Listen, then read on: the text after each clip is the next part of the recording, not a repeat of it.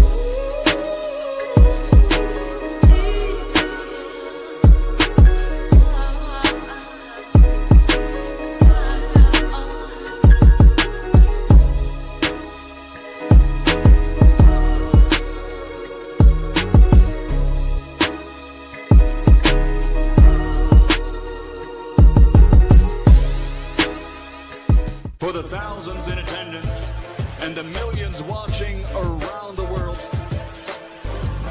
ladies and gentlemen, let's get ready to rumble!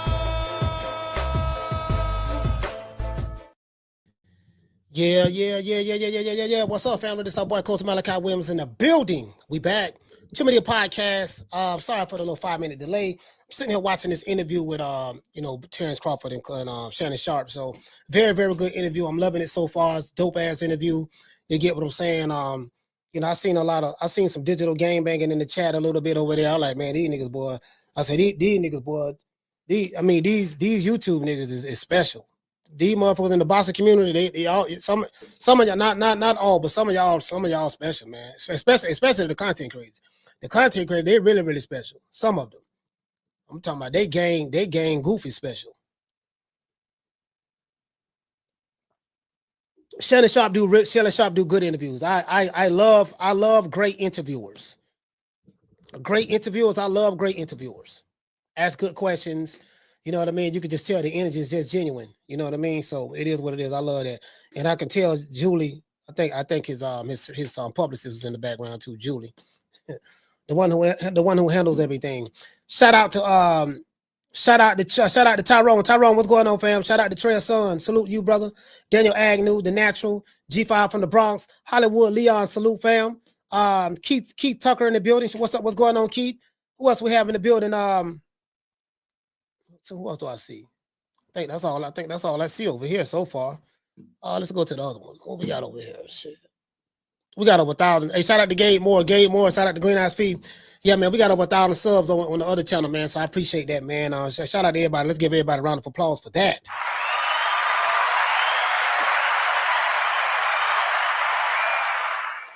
That's a dope interview. That's a dope interview, bro. Like, yeah, I love good interviews. You know what? I can watch a good interview for an hour and a half, 2 hours straight. However long the interview was, I can watch it up to that point. You know what I mean? Like Shannon Sharp, he's a great interviewer. Great interviewer. You get what I'm saying? So shout out to Sheila. Sheila from Cali. What's going on? Killer Cali, West, y'all. What's happening? You get what I'm saying? I remember I was telling y'all on this chat. I said, because I remember when I came on this platform, this shit was crazy, right? I can sit back and reflect and laugh at it now. But I say, you know what? Sometimes, and I used to tell the aerosexuals this when I gave y'all your name, aerosexuals. I think y'all pretty much dead now. So I mean, well, some of y'all I think most of y'all are Boots fans now, but I get it. But anyway, that's neither here nor there. I used to be like, man, sometimes you can hate a nigga so much that you hate him to success. Like that's an old saying. That's an old saying that that I got from. I forgot who I got it from. Who told me that? But it's someone told me that when I was a kid. He said, "Yeah, man. Sometimes you can hate her. Sometimes you can hate somebody so much that you hate them to success." and I remember I was telling y'all, I was like, man, you ever been to Omaha? I get it. Like, I remember I told y'all, I said, man, I didn't get it at first, but when I went to Omaha, I get it. I understand why there's a certain energy there, and I understand why. The black community, the way they are there. I understand why Bud is the way he is. I understand why his mother's the way he is. She is. I mean, her dad, his dad, all that stuff there. you know, it's a certain energy. You know what I mean? So I get it. You know, small city, the home of Malcolm X. No one expects you to do anything. So, you're gonna be the most hated, defecated upon, stuff like that. And you overcame every obstacle that they said you wasn't gonna overcome. I mean, that's an anomaly. You get what I'm saying? Anomaly. You know? And I can tell that drives him right now, you know. Like I had somebody tell me, "Yo, man, I don't like the way his mama treated him when he was young, man. His mama did this and his mama did that." I said, had she not done that, we might not be seeing the two-time undisputed 4-division world champion that we're seeing. See, sometimes certain things you go through, sometimes when you're successful or not successful, whatever, right? But sometimes there are certain things that you have to go through in order to become what you are going to become. Or to become what you have became at that moment in time.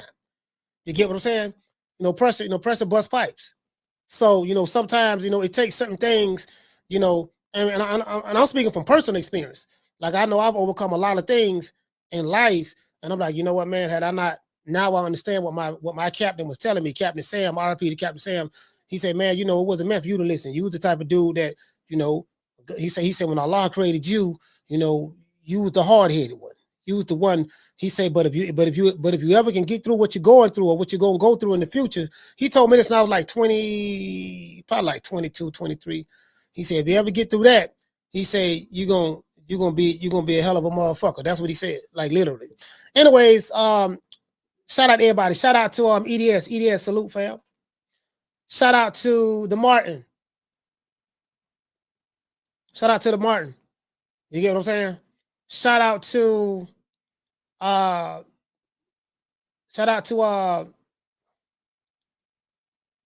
Silver Stress. Salute to you, fam. Shout out to Sheila. Jack Steele in the building. It is what it is. Let's get into the show. He say, Coach, why Tank Davis fans mad? You probably have to ask them what are they mad about. I don't know what you're talking about.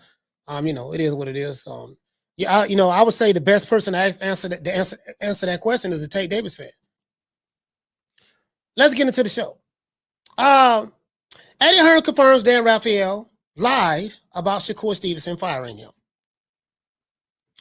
I remember when we did a show not too long ago about this subject matter. I had some pressing questions that no one was asking. And then I think when we finished the show, everybody came to the conclusion that, you know what, Coach, you were saying some real shit. You was right about that. And I gave several different scenarios, and I will do a refresher. And we're going to talk about Bud, too, and we're going to talk about some other stuff. I got a lot to talk about today. Last week, Dan Rafael falsely reported that Shakur Stevenson fired his promoter, Eddie Hearn. Dan later clarified the record in a tweet by saying, "Let me do this again, worded better." In reporting on the July 12th card with Shakur versus Zepeda, a source with knowledge, this is how we said it after he said he was fired. A source with knowledge, what the fuck is a source with knowledge? Told me that Shakur Stevenson split from Matchroom. That's what he said.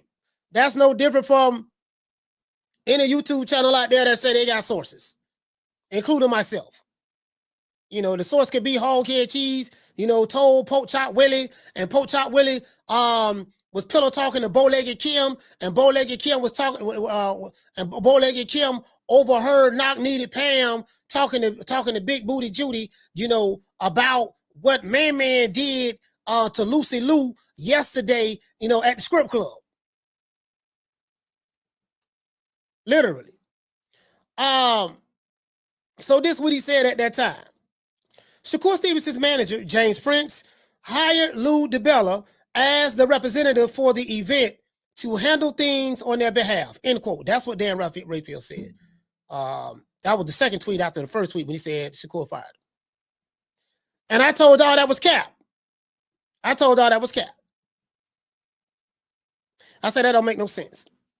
I'm going to remind y'all what I said. On April the 20th, Rick Glaser backed up Dan Rafael's what he said about Eddie Hearn by saying Shakur Stevenson had left Eddie Hearn. This is what Rick Glaser said. know a lot of people don't like Rick Glaser. I know people personally from other companies who reach out to me, tell me how they feel about Rick, but you know, I don't get involved in other people's emotions about how they feel about other people. How you feel about somebody else ain't got nothing to do with me. That's between you and them. You get what I'm saying? So, and I ain't choosing the sides on that. I said, well, that's how you feel about it, and that's how you feel about it. So be it. That's between y'all. That ain't got nothing to do with me. You get what I'm saying? But this is what Dan Rafael said. He said Eddie Hearn has this is what Rick Glaser said.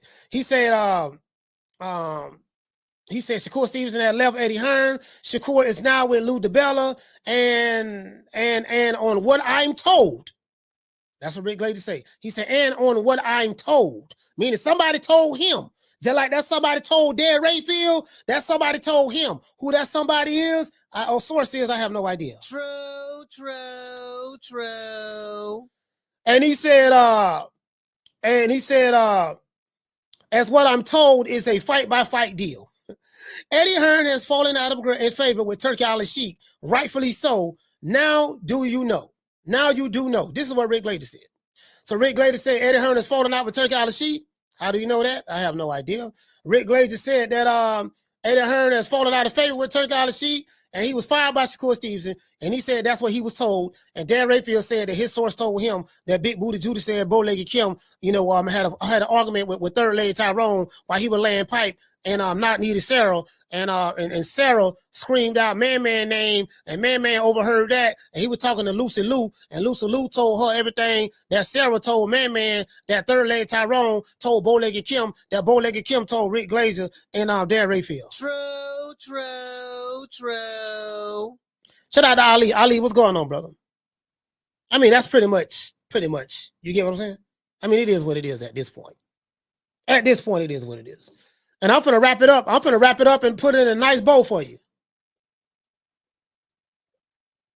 This shit here too easy. This like taking candy from a baby right here. This too easy. I need something more challenging. You know, I got a GED, but it is what it is. It is what it is. Anyways. And I see people who, I seen people making videos about, yeah, man, Eddie Hearn got fired. Now them same people make a video, yeah, man, no, Eddie Hearn did get fired. I'm like, damn, okay, damn, y'all was, you said it with your chest 2 days ago. You said it with your chest 2 days ago. In the other video you made, now you retracting what you said in the other video. Yeah, man, no, man, she went to war. I would just report what was out there. I said, I get it, man, but y'all should have took the position that I took. I say, look, man, I don't know anything about that. I say, man, Shakur Stevenson nor Jay Prince went on social media and confirmed anything. Shakur stay on Twitter. He stay on Twitter. This is the dude who called Turkey Al-Sheikh, tower heads and all that stuff there, him and his boys. So if he go on Twitter and say that, surely he gonna go on Twitter and say, yeah, man, I fired Eddie Hearn, dog. He fired. Now I got Lou DiBella. This, we making big money moves, baby. Shakur didn't say none of that. That was the question. That was the title of the show. Did Shakur Stevenson confirm Eddie Hearn firing him? Literally. Anyways, on April the 21st, I did a show entitled, Did Shakur Stevenson confirm firing Eddie Hearn? Question mark. The answer to that question is no. I've asked this question because Dan Rafael and Rick Glaser are known Eddie Hearn haters. Those are the facts. True. Rick Glaser let you know, I don't like this motherfucker, I don't like that person, I don't really like him, this and that. But guess what? He loved Golden Boy. Understandably so. Golden Boy's paying him. I think his tweets have solidified that. So I do get that. I get it. You gotta be nice to whoever buttering your bread. I get it. You get what I'm saying? However, I do not allow my personal feelings to get in the way of looking at a situation objectively.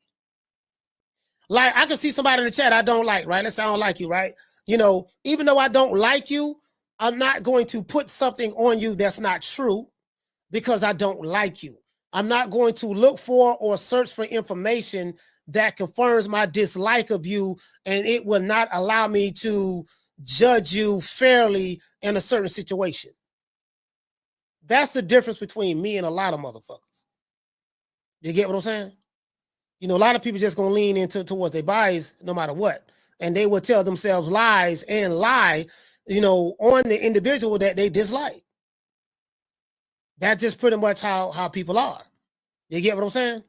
That's why people be like, man, well, listen, man, what's the name? Did such to you? Why you ain't attacking them? I don't do ambush journalism. When I interview somebody, I don't do that, and I'm not going to attack them because I'm not a reactionary guy like that. You know, I'm gonna react to certain things, but when you're doing interviews, I don't do an interview from the position of a subscriber who hates Bill Haney or who hates Brian Norman Sr. or who hates Gray or who hates, you know, Steve Kim or Rick Glaser or whoever, Buddy McGirt, who I've interviewed, Joe Goosen, who I've interviewed. See, I don't interview people and ask questions through your eyes. Your eyes is emotional. I don't like them. F you. Why you ain't asking them this? You supposed to brought the smoke. You supposed to did that. No, you need to go to the H Money channel, or go to the Knockout channel, or go to the one of the LDBC channels. This channel is not like that. I know that's what y'all are accustomed to. The ones who, I know you're accustomed to that, but we don't do that. You know what I mean? Like, I'm not gonna let my feelings get in the way of asking some good questions. Anyways, let's continue. There are a lot of American promoters, their employees, and media outlets that hate Eddie Hearn. I do not care either way. I don't have a relationship with none of these fools. However, when you are emotionally invested in hating or disliking someone, people tend to lie about that person or tell half truths about the person they dislike. True. You know, we asking real questions here. We not, you know, we ain't with the bullshit. That's why I really don't pay the trolls no attention. I just let, if they trolling, I let Pauline or whoever, you know, if y'all warn them, don't just block them, just warn them, talk to them. Time them out. I'd rather you just time them out. Don't even block these fools. Just time them out. Unless they saying something salacious. But just time them out and keep timing their ass out. You know what I mean? But anyways, yeah, so I don't, I have a different style, how I go about doing things, right? Like yesterday with Gray and Bill Haney. That was I edited, well, I haven't edited it yet, but I downloaded the show and I'm gonna break it up, chop it up, and make it, put the remix on it, make it do what it do. But I was listening to it and I had to time step some certain things to take notes what I'm gonna cut out. And listening to it, I realized that I didn't understand nothing neither one of them were saying. Bill yelling, Gray yelling. Bro, that was the most non-productive argument probably in the history of arguments.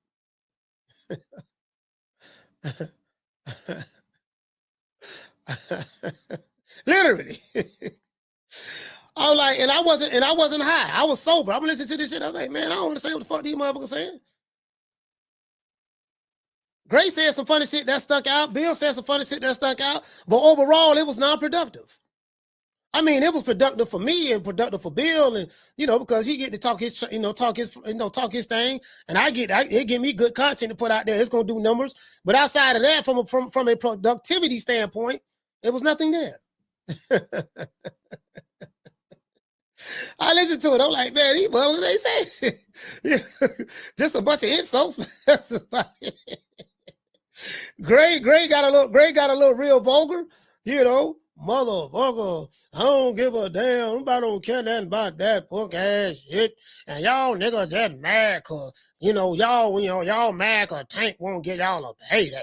And these niggas want a payday. And I don't want Tank to get them niggas no payday. And Devin Haney ain't no hell of a nigga. Nigga, like who you think you is, Bill? You ain't gonna join me. You trying to join me? And so I'm hearing all this shit. I'm like, man, I say, these niggas, man, fuck it. Let me just let them throw hands. Goddamn it, to see who get tired first. Y'all just throw hands till you get tired. Throw hands like y'all don't need no moderator. Now y'all just throw hands. Just throw hands till you get tired. Fuck it. True. You might as well. True. You get what I'm saying? I mean, it is what it is.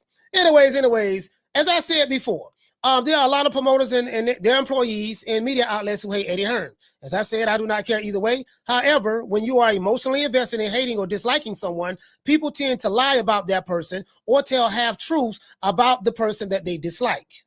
Yesterday, Eddie Hearn did an interview on the Zone on Ade, on the Ade of the Ariel and Ade podcast on the Zone. Ade asked Eddie Hearn directly. He asked him straight up about the situation with Shakur Stevenson. I will play that video so you guys can hear it.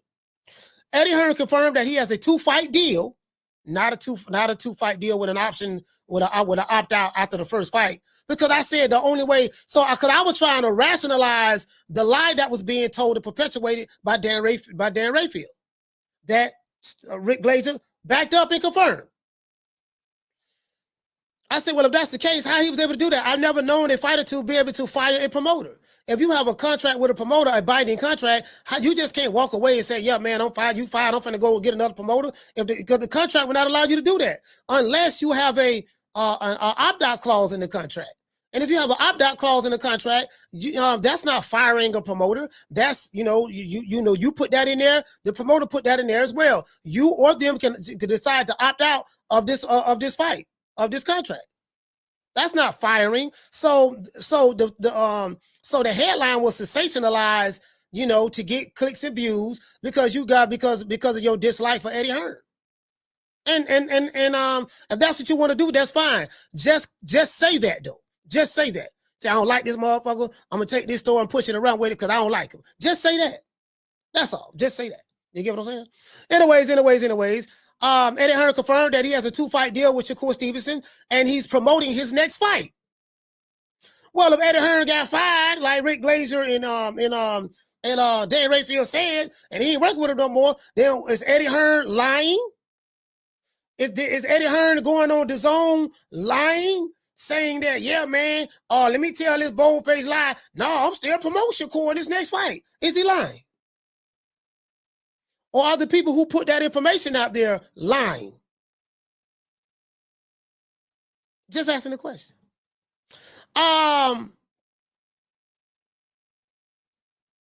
Eddie Hearn confirmed that he has a 2-fight deal. I think I read that. Yeah, he said he has a 2-fight deal with Shakur Stevenson, and he's promoting the next Shakur's next fight. He also confirmed that he spoke with Turki Al-Sheikh about the matter meaning the tweet. And Turki Al-Sheikh confirmed with Eddie Hearn that he's the promoter for the Shakur Stevenson fight. So either Eddie Hearn is just a bold-faced straight lie, or the people who put that information out there was lying. Or maybe the people who put that information out there, their sources lied to them, and they were just so happy to report on that because they don't like Eddie Hearn. So they told the lie. They reiterated the lie that they heard from their sources. Just got to throw that out there. True. We ain't holding back no punches. We don't believe in doing that. I didn't open up his questioning by saying, and I quote, "You know how Twitter is, Eddie. When people make up lies / stories and run with them." I found that statement very interesting. Why? Because it's true. When you have a so-called reputable reporter, I say so-called reputable reporter. I have to say that because a lot of these legacy reporters, some of them, not all of them, but some of them, they have become like clickbait YouTube channels. True. They have become like clickbait YouTube channels. You would think, yeah, man, that dude used to work for ESPN, or that dude used to work for this corporate place, and he been around for 30 years. Yeah, that motherfucker, they're putting out fake information. To this day.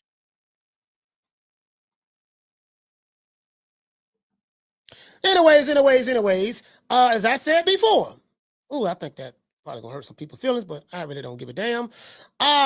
When you have so-called reputable reporters and boxing insiders from old media blatantly putting out lies and hit pieces on their ops in the name of reporting boxing news, that's a problem. The reason why it's a problem because you guys are supposed to be bigger than that. You're supposed to be above that. But you're not. You get what I'm saying? So, It's no different than what the mainstream media does every day in America on CNN, Fox, MSDNC, ABC, CBS, and other mainstream media outlets. It's the same thing certain YouTube channels do on a daily basis for clicks and views. I respect the hustle. I get it. Dan Rafael and some others are no different than those YouTube channels. People don't like Eddie Hearn, and I get 25 fucks about it if they do or don't. And that's fine. But why make up a lie without vetting the information first? If Shakur Stevenson, James Prince, Turki Al-Sheikh, Lou DiBella, nor Eddie Hearn have not confirmed Dan Rafael and Rick Glaser's reporting, why run with it? It's because the people involved dislike Eddie Hearn so much that they reported it as though it was true. It is what it is. It's because they wanted to believe it to make Eddie Hearn look bad. On April the 21st, in my opening monologue, I asked this question. If Shakur Stevenson signed a 2-fight deal with Eddie Hearn Matchroom Promotions, how could Shakur break a legally binding contract without going to court or being sued and then hire another promoter with while being under contract with Eddie Hearn? That's the question that I asked. Something about Dan Rafael's tweet doesn't sound right. That's what I said. We need confirmation from Shakur Stevenson or James Prince. If Shakur has not confirmed Dan Rafael's tweet that Stevenson fired Eddie Hearn, then Dan Rafael is lying, end quote. That's what I said 2 days ago. We'll listen to the interview, and you guys let me know what you think. In other news, we always have other news. In other news, Floyd Money Mayweather, like I said before, has bought another watch for $1.8 million in New York. I don't know if this is a PR stunt or if it's real.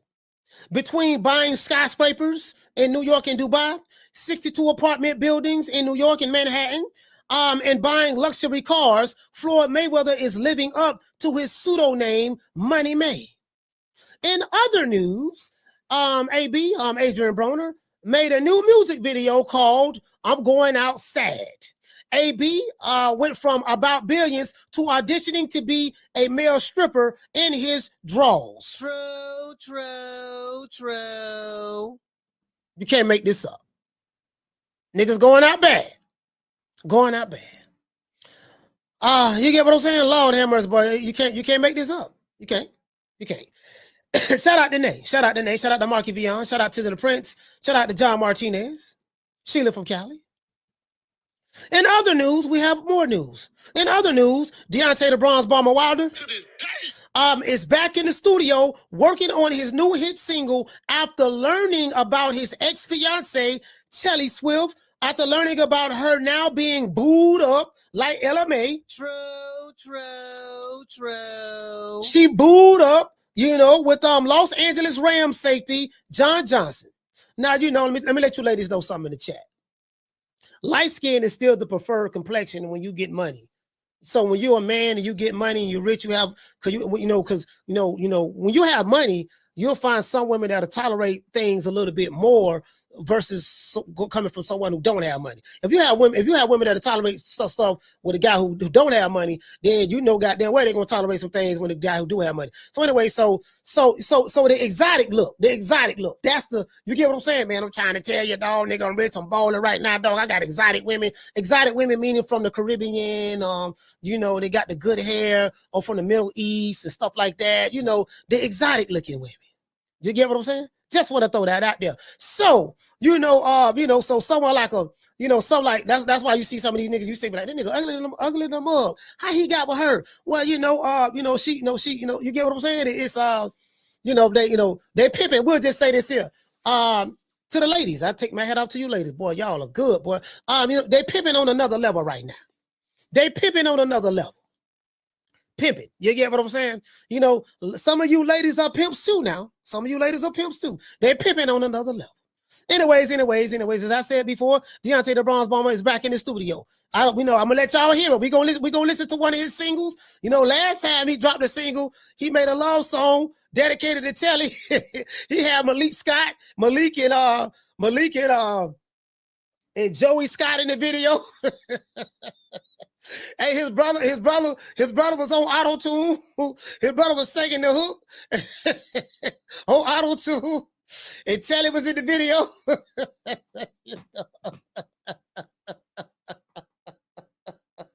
They say, you know, hey, listen, all I could think about was there, man. Jared Miller, Big Baby Miller tried to warn Wilder. Wilder wouldn't listen. He said, man, she for the streets, man. I know you ain't falling in love with her. You got a baby from her too? God, you got a pregnant? You got a baby from her? Man, come on, man. But no, we just ran a train on about 2 weeks ago. Man, what you thinking about? True. Yeah, man, no, D, what you doing? Like, you know, but the man fell in love, man. You know, you get what I'm saying? To this day. You know, love is love, fam. Love is love. Love is love. You get what I'm saying? Anyway. So Telly don't move on. She's with Los Angeles Rams safety John Johnson. It appears you know, that what the heavyweight contender Gerald Big Baby Miller said about Telly is true. In other news, Suede the Remix God has dropped another remix featuring Bubba Dub and Shannon Sharp. Today's show was sponsored by Foster's Barbershop. If you are in the city of Tampa, y'all want to go to 1923 West Main Street on West Tampa, Florida, 33607. You will have to download the app Booksy. That's BOOKSY. Download that on your phone. Type in Foster's Barbershop. Voila, it'll show up. Book an appointment. And you got to have $50 to walk in the door. Okay? Let's give everybody a round of applause. Yeah, man. Yeah, you know. This shit like taking candy from a baby, man. I wish I could have heard the rest of that interview from Terrence Crawford on Club Shay Shay. So I'm gonna listen to it when I get off this here, man. But good interview so far. But yeah, man, I just sit back. You know, we gotta sit back, call a spade, man. Call it what it is.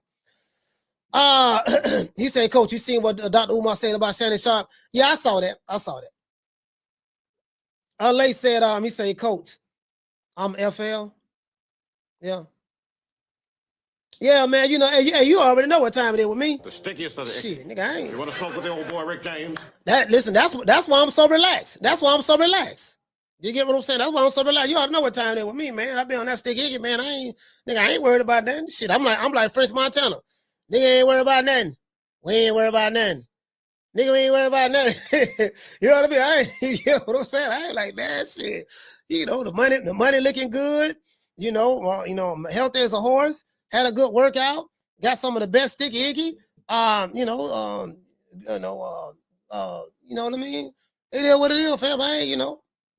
I'm chilling. I'm shangalanging right now, dog. Right now, goddamn it. Right now, it is what it is. It's whatever with me right now. Hey. Yeah. Oh, that looks good.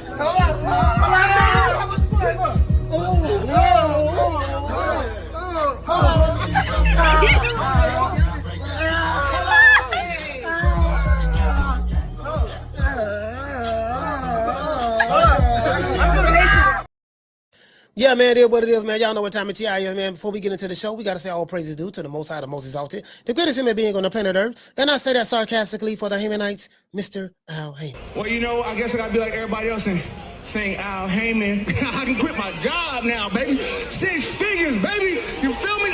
But a name. Do you have a name? Oh, nah, I ain't got no name, you know. Name them names, man. They know who they is. Name them names, please. The names need to be named. They know who they is. The Mexican monster. Shout out to everybody in the chat, man. If you sitting here watching the show, hate watching, don't want to hit the like button, Riley, get him. Look, fuck you. Fuck the plane you flew in on. Fuck them shoes. Fuck the socks with the bell on it. Fuck them cheap-ass cigars. Fuck your yuck mouth teeth. Fuck your hairpiece. Fuck your chocolate. Fuck Guy Ritchie. Fuck Prince William. Fuck the Queen. This is America. My president is black and my Lambo is blue, nigga. Now get the fuck out my hotel room. And if I see you in the street, I'm slapping the shit out of you. Rod say, Coach, are you going live for the Eubanks Conor Ben fight? Yeah, I don't know, fam. I don't know. I don't know if I can make that commitment. I do not know if I'm going live for that fight. We're gonna talk about it Friday, but I don't know if I'm going live for that fight. You know what I'm saying? So Saturdays, man. Saturdays be my day, my busy day. You know what I mean? So if it's at night, cool. But by being over there in the UK in the daytime, I don't know if I'm gonna be in the house all day Saturday waiting on that. You know what I mean? To go live. That's a lot of work for me. You get what I'm saying? Anyways, it is what it is, man. Y'all know what time of TI is, man. Shout out to the Tenderonis, the PYTs, and the Honey Dips. And guess what? For all you Pan-African brothers out there, you pro-black revolutionary brothers who like to, you know what I mean? Put a little cream in their coffee. You get what I'm saying? About why being a revolutionary, with your RGB flag and all that stuff there. This song is dedicated to you. See your eyes shining, she's my snow bunny, please. In the winter lights, so she's my sweet dust of peace. Talk to my nose, this love has got it so raw. Make you goose, stepping out, grip out of control. It's me against the light, snow bunny. Moving on the bar, everything's alright. Got that smooth, so feel. No, that's dancing in the lawn. With my snow bunny love, then party by the night. See your eyes shining, she's my snow bunny, please. In the winter light, so she's my sweet dust of peace. Talk to my nose, this love has got it so raw. Make you goose, stepping out, grip out of control. It's me against the light, snow bunny. Moving on the bar, everything's alright. Got that smooth, soft feel. No, that's dancing in the lawn. With my snow bunny love, then party by the night. See ya. You know, I had to dedicate that song to the revolutionaries, man. Shout out to the boys over there at Side of the TV. I dedicate that song to you. True. Yeah, you got, you get what I'm saying? It is what it is, man. You got to dedicate that to the revolutionaries now. You know what I mean? You know what I mean? Like, it is what it is. Anyway, let's see. All right, where do I want to go to? There's so much stuff to talk about today. Where do I want to go to first? Let's see. Do I want to go to, like I said before? Shout out to everybody watching on IG, man. Salute. Do I want to go to Mr. Like I said before? Let's see. We believe we're working smarter, not harder. Where is it? Where is it? Is it over there? No, we ain't going to get that one there. Oh, let's see. There's so much to talk about. Let's see. Is it over here? Or is it over there? Which one? Okay, here you go right here. So anyways, for all y'all hollering about my dog Floyd, Money Mayweather broke. For all y'all hollering about, he really didn't buy them apartments, them 62 apartment complexes, apartment buildings. He really didn't buy them 62 apartment buildings, in New York, not New York, New York. You know what I mean? In New York, you get what I'm saying? He really ain't got no private jet. He really ain't spent $402 million liquid of his own bread or whatever. He ain't do none of that there. He ain't really buy that Rolex watch, got an $18 million watch. He ain't really do none of that. So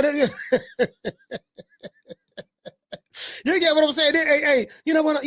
This is for you. This is for you guys who don't believe, if you don't who don't believe that Money Mayweather is making $300 million a month. How in 36 months, of course, with one of my new investments, I would be making $300 million a month. But what investment is that? Just in real estate. Got you. And I'm heavy in real estate. I'm real heavy in real estate. Even though, I got my own liquid, that means cash. For those, I break it down in layman's terms. Even though I got a lot of cash, OPM.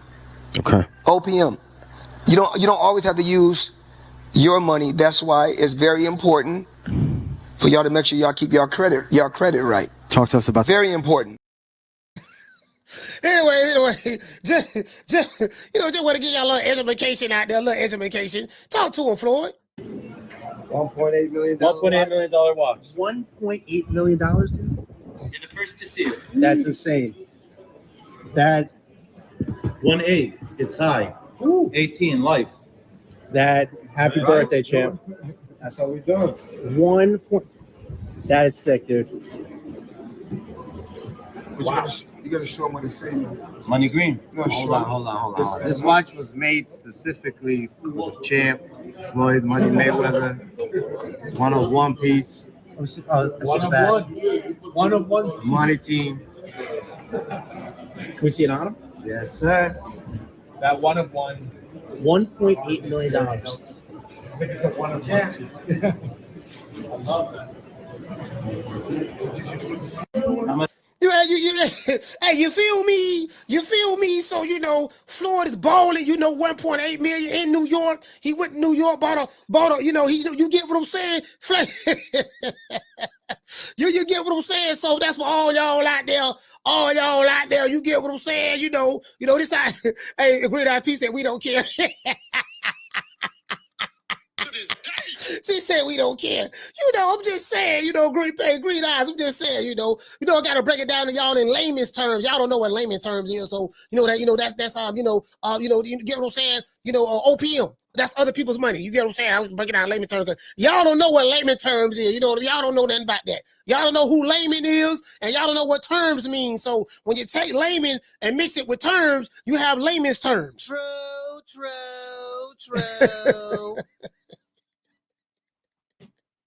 Hey, look here, man. Hey, shout out to Market VR. Hey, you got this A-Rab getting all the money, man. I'm like, listen, man, I ain't hating, dog. But why the A-Rabs getting all the money, man? Why the A-Rabs? We ain't got no black designers. We ain't got no black dudes. Somebody out there that's making jewelry and stuff. Why the A-Rabs getting all the big money from the rappers? And you get what I'm saying? Like, it ain't no. You know, I'm just make it make sense. True. Yeah, man. I'm like, man, it ain't no brothers out there or sisters out there that's making expensive custom jewelry.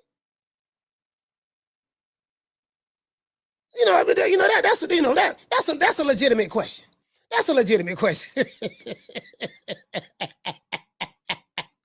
Hey, I'm just saying, ain't nobody. You know, I know, you know, hey, shout out to Sheila. Hey, ain't nobody. That's the only person you can find. The Chinaman, the Arab and the Chinaman getting all the money, man. They're getting all the money from these dudes, man. Anyway, like I said before, that's neither here nor there. That's neither here nor there. Let me see what's up, man. Now, okay, hold on. Let me pivot a little bit. Let me pivot just a little bit. Let me see. Is this it, right? Okay, did that down already. Let's go ahead and pivot just a little bit. Okay, let's go ahead and pivot a little bit right here. All right, while we're pivoting, let me go ahead and do this like this here. Hold on, where is it? I told you guys, the Deontay Wilder, the Bronze Bomber. I told y'all the Bronze Bomber is back in the studio. You know, this for all you Twerkinator fans out there. Shout out to the Bronze Bomber. We back in the studio, baby, making it do what it do. That's what we doing. We back in the studio, back in the lab. You know what I mean? We cooking up something. You know, we working on our new mixtape. Don't everybody believe in Google? Go Google that shit. For all of those who think that I'm lying, I have it right here. I had to Google it and I found it. Bam! Okay, y'all see right there. That's the Bronze Bomber right there. Now, y'all go ahead and hear what our good brother from Alabama, he living in that mansion. That's a nice house he got. You know what I mean? Let's see what our brother, what he been working on in the studio. I heard, now, I don't know how true this is now. I heard Drake's supposed to be on the remix. I heard Drake and Lil Tunechi is supposed to be on the remix on the next. I don't know how true that is, but y'all check back with me later on by next week or so, and I have some more information out there on y'all about that. Ran off on the floor twice. Let's continue.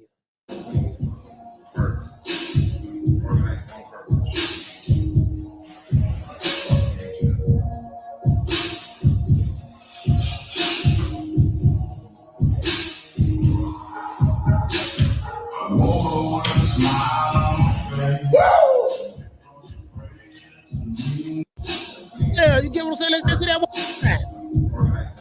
Okay, I like the beat. Okay. It's taking too long to come in with the bridge, but that's okay.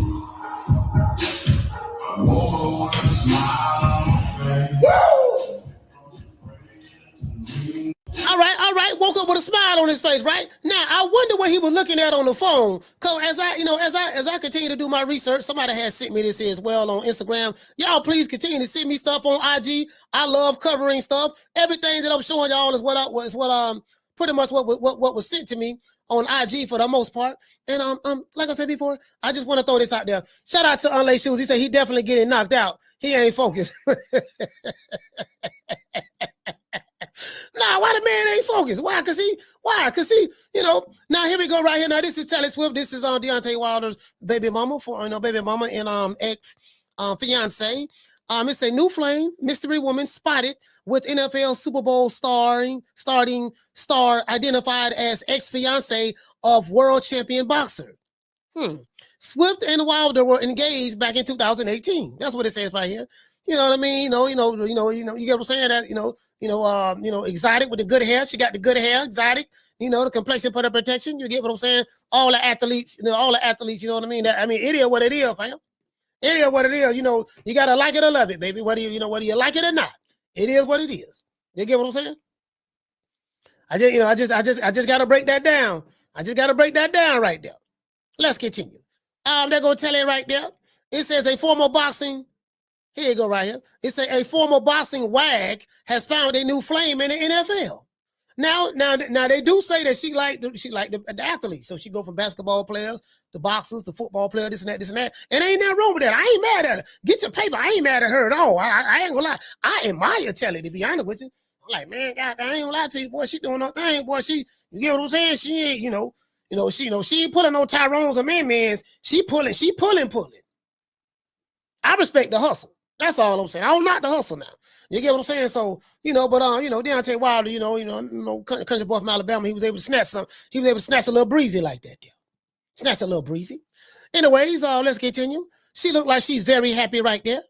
This brother look like he's proud. He got him something on his arms. You know what I mean? She cheesing from ear to ear, boy. Hey, you know what type of smile that is? That's that. Boy, girl, you got the bag. You got the bag again. Girl, you got the bag again. Ran off on the floor twice.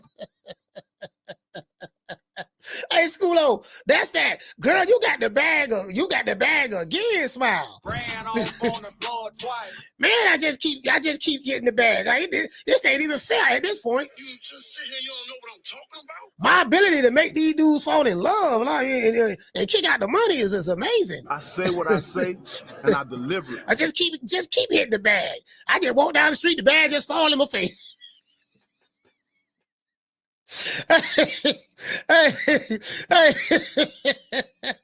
And you got some people, they be chasing the bag all their life. And then you have some people who are a little bit more fortunate than the rest of us. They just walk down the street, the bag just falling in their face. Bam, what happened? Girl, you ain't gonna believe what happened. What happened? Girl, I was just walking down the street and the bag just fell. And I got hit in the head. Something just fell out of the sky. I got hit in the head and fainted. When I woke back up, I had a bag next to me.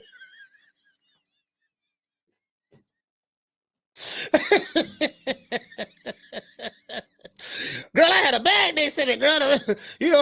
I ain't gotta chase the bag chased me. You get what I'm saying? So it is what it is, man. Some people are a little bit more fortunate than others. She got I think she got her body done too. She got her body done. It say Taylor Swift has been spotted with her LA Rams boyfriend John Johnson III. Boy, if she's smart, she'll hurry up. If she's smart, she'll hurry up and get pregnant. She mess around and get pregnant, boy. It's a wrap. It says Swift spent nearly a decade with Wilder before accusations towards the heavyweight boxer. In the midst of her legal battle with Wilder, Swift was seen holding hands with Johnson as they left court in Los Angeles. It's unknown when their romance begun. However, Swift shared snaps of herself at a Rams game in December of 2023.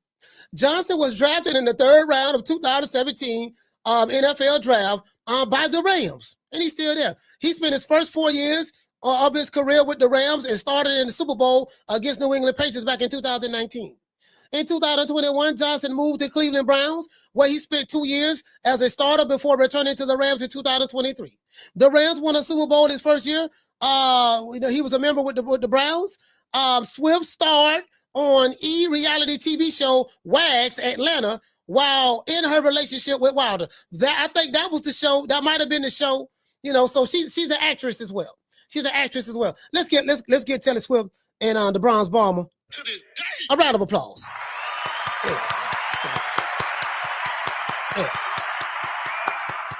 Yeah, you know what I mean? You get what I'm saying? So, it is what it is. We just got to throw that out there. Hey, shout out to Retro. Hey, Blood, lick your man. Boy, you missed it, Blood. Floyd Mayweather just went to the jeweler in New York, went to an Arab, and he bought a watch for $1.8 million. You know what I mean?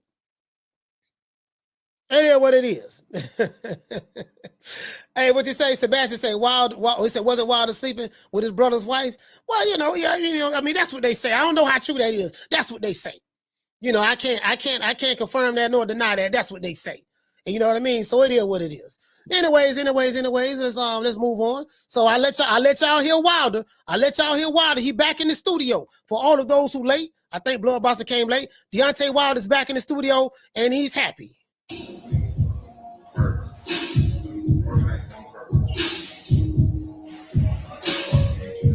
Hey.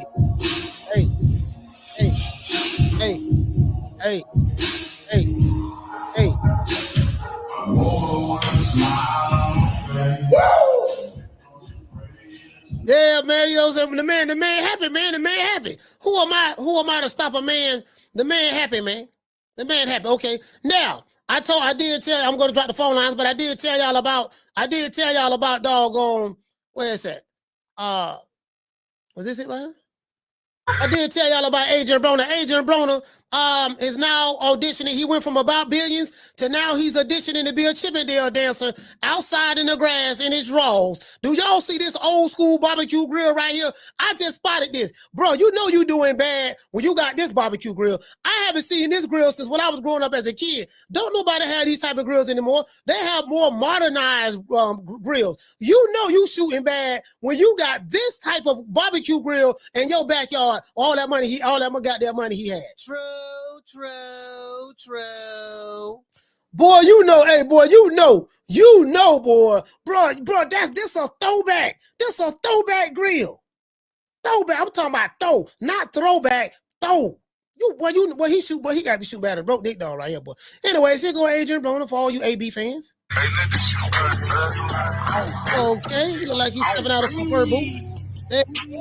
AB look like he's pregnant. Okay, what you doing? Oh boy, here you go. AB got there. All that money, boy. Throwing $20 bills, flushing them down the toilet. But that PBC boy. They say that PBC boy. Gotta tell y'all, boy. I just want to throw that out there. Hey, look here, man. AB, look here, man. I tell you what, AB, this is what we gonna do. We gonna say a special prayer. Let's say a special prayer. Let's say a special prayer, man, for AB, man. And I want you to hold on to God's unchanging hand, because he helped Joshua fight the battle of Jericho. Yes. He helped Daniel get out the lion's den. He helped Gilligan get off the island. Lord. It is what it is. Shut that soft ass shit up. And the best man Shut that that's some soft ass shit. Shut that soft ass shit up. All that soft talking. I know you can do it, man. You got the man, shut that soft ass shit up. God damn, boy, you know times hard. You know times hard when you get what I'm saying. When you out there doing that, dog, times hard, dog. Like he don't fail off. Dog. Like for real though, like my bro, how you fall off that bad? Did y'all see that grill? Bro? Bro, like that. Bro, oh man, did y'all see that? Ain't nobody noticed the grill but me. I'm sitting there. That's the first thing I spotted, the grill. I say, oh my God. I say, man, this right here, bro, don't make no sense, fam. Anyways, like I said before, let's see what else we have. Okay, we got Wilder right there. Oh, okay. Here we go right here. We got, listen, we got Suede the Remix God. We got Suede the Remix God back in the building. He got another one. Y'all know Shannon Sharp is going through some things. There's some allegations against him, some not so favorable allegations against him. I do not know whether they're true or not. I wasn't there. You know what I mean? We got to let the process play out. We'll see how it turns out. But there's some allegations against Shannon Sharp. It is what it is. I'm hearing there's a shady attorney, the same attorney that went at Jay-Z and went at Diddy is now going at Shannon Sharp. So I'm hearing it could be a little bit of flim-flam or whatever, shenanigans. I don't know. I also heard a video out there about the young lady. Shannon Sharp said he'll do whatever to her, choke or whatever. I heard that too. But anyway, we gonna see what it is. Guess what? It's a snow bunny too, and it's a snow bunny. You get what I'm saying? So Shannon Sharp, sharing a little bit of Snow Bunny love. You know what I mean? He dipping it, he dipping in the milk. He dipping the chocolate cookies in the milk. He doing that. You get what I'm saying? It is what it is. We'll see how it work out. But that's neither here nor there. Let's see what Bubba Dub has to say. Suede the remix. These hoes trying to set Unc up, and we ain't gonna let it happen. You gotta be careful with these hoes out here right now. This $100 million contract come up. Now she wanting to sue. No. You wasn't suing when you were tooting that ass, or were you? Hell no. You wasn't suing when you were tooting that ass. Sway the remix God. You wasn't suing when you were tooting that ass. Tooting that ass. You wasn't suing when you were tooting that ass. You wasn't suing when you were tooting that ass. You wasn't suing when you were tooting that ass. Tooting that ass. Tooting that ass. This is a shakedown. This is a shakedown. And we ain't gonna let it happen. This is a shakedown. This is a shakedown. Did y'all read the shit? This is a shakedown. This is a shakedown. These hoes trying to shake Unc up. This is a shakedown. This is a shakedown. I ain't never made $100 million. You gotta be careful with these hoes out here. Gotta be careful with these hoes. Be careful with these hoes. Gotta be careful with these hoes out here. Gotta be careful with these hoes. Be careful with these hoes. Tooting that ass. Tooting that ass. Tooting that ass. Tooting that ass. Oh man. Tooting that ass. Tooting that ass. Tooting that ass. Tooting that ass. Tooting that ass. Tooting that ass. Tooting that ass. Tooting that ass. Tooting that ass. Tooting that ass. Tooting that ass. Tooting that ass. You wasn't suing when you were tooting that ass. You wasn't suing when you were tooting that ass. You wasn't suing when you were tooting that ass. Tooting that ass. Tooting that ass. You wasn't suing when you were tooting that ass. You wasn't suing when you were tooting that ass. You wasn't suing when you were tooting that ass. Hey, wait. True.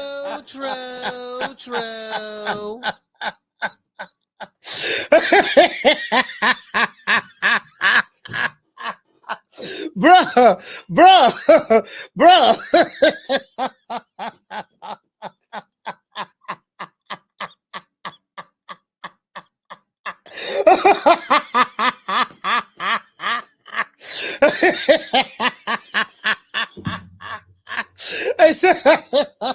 Hey, shout out to the boxing dog. Hey, bro.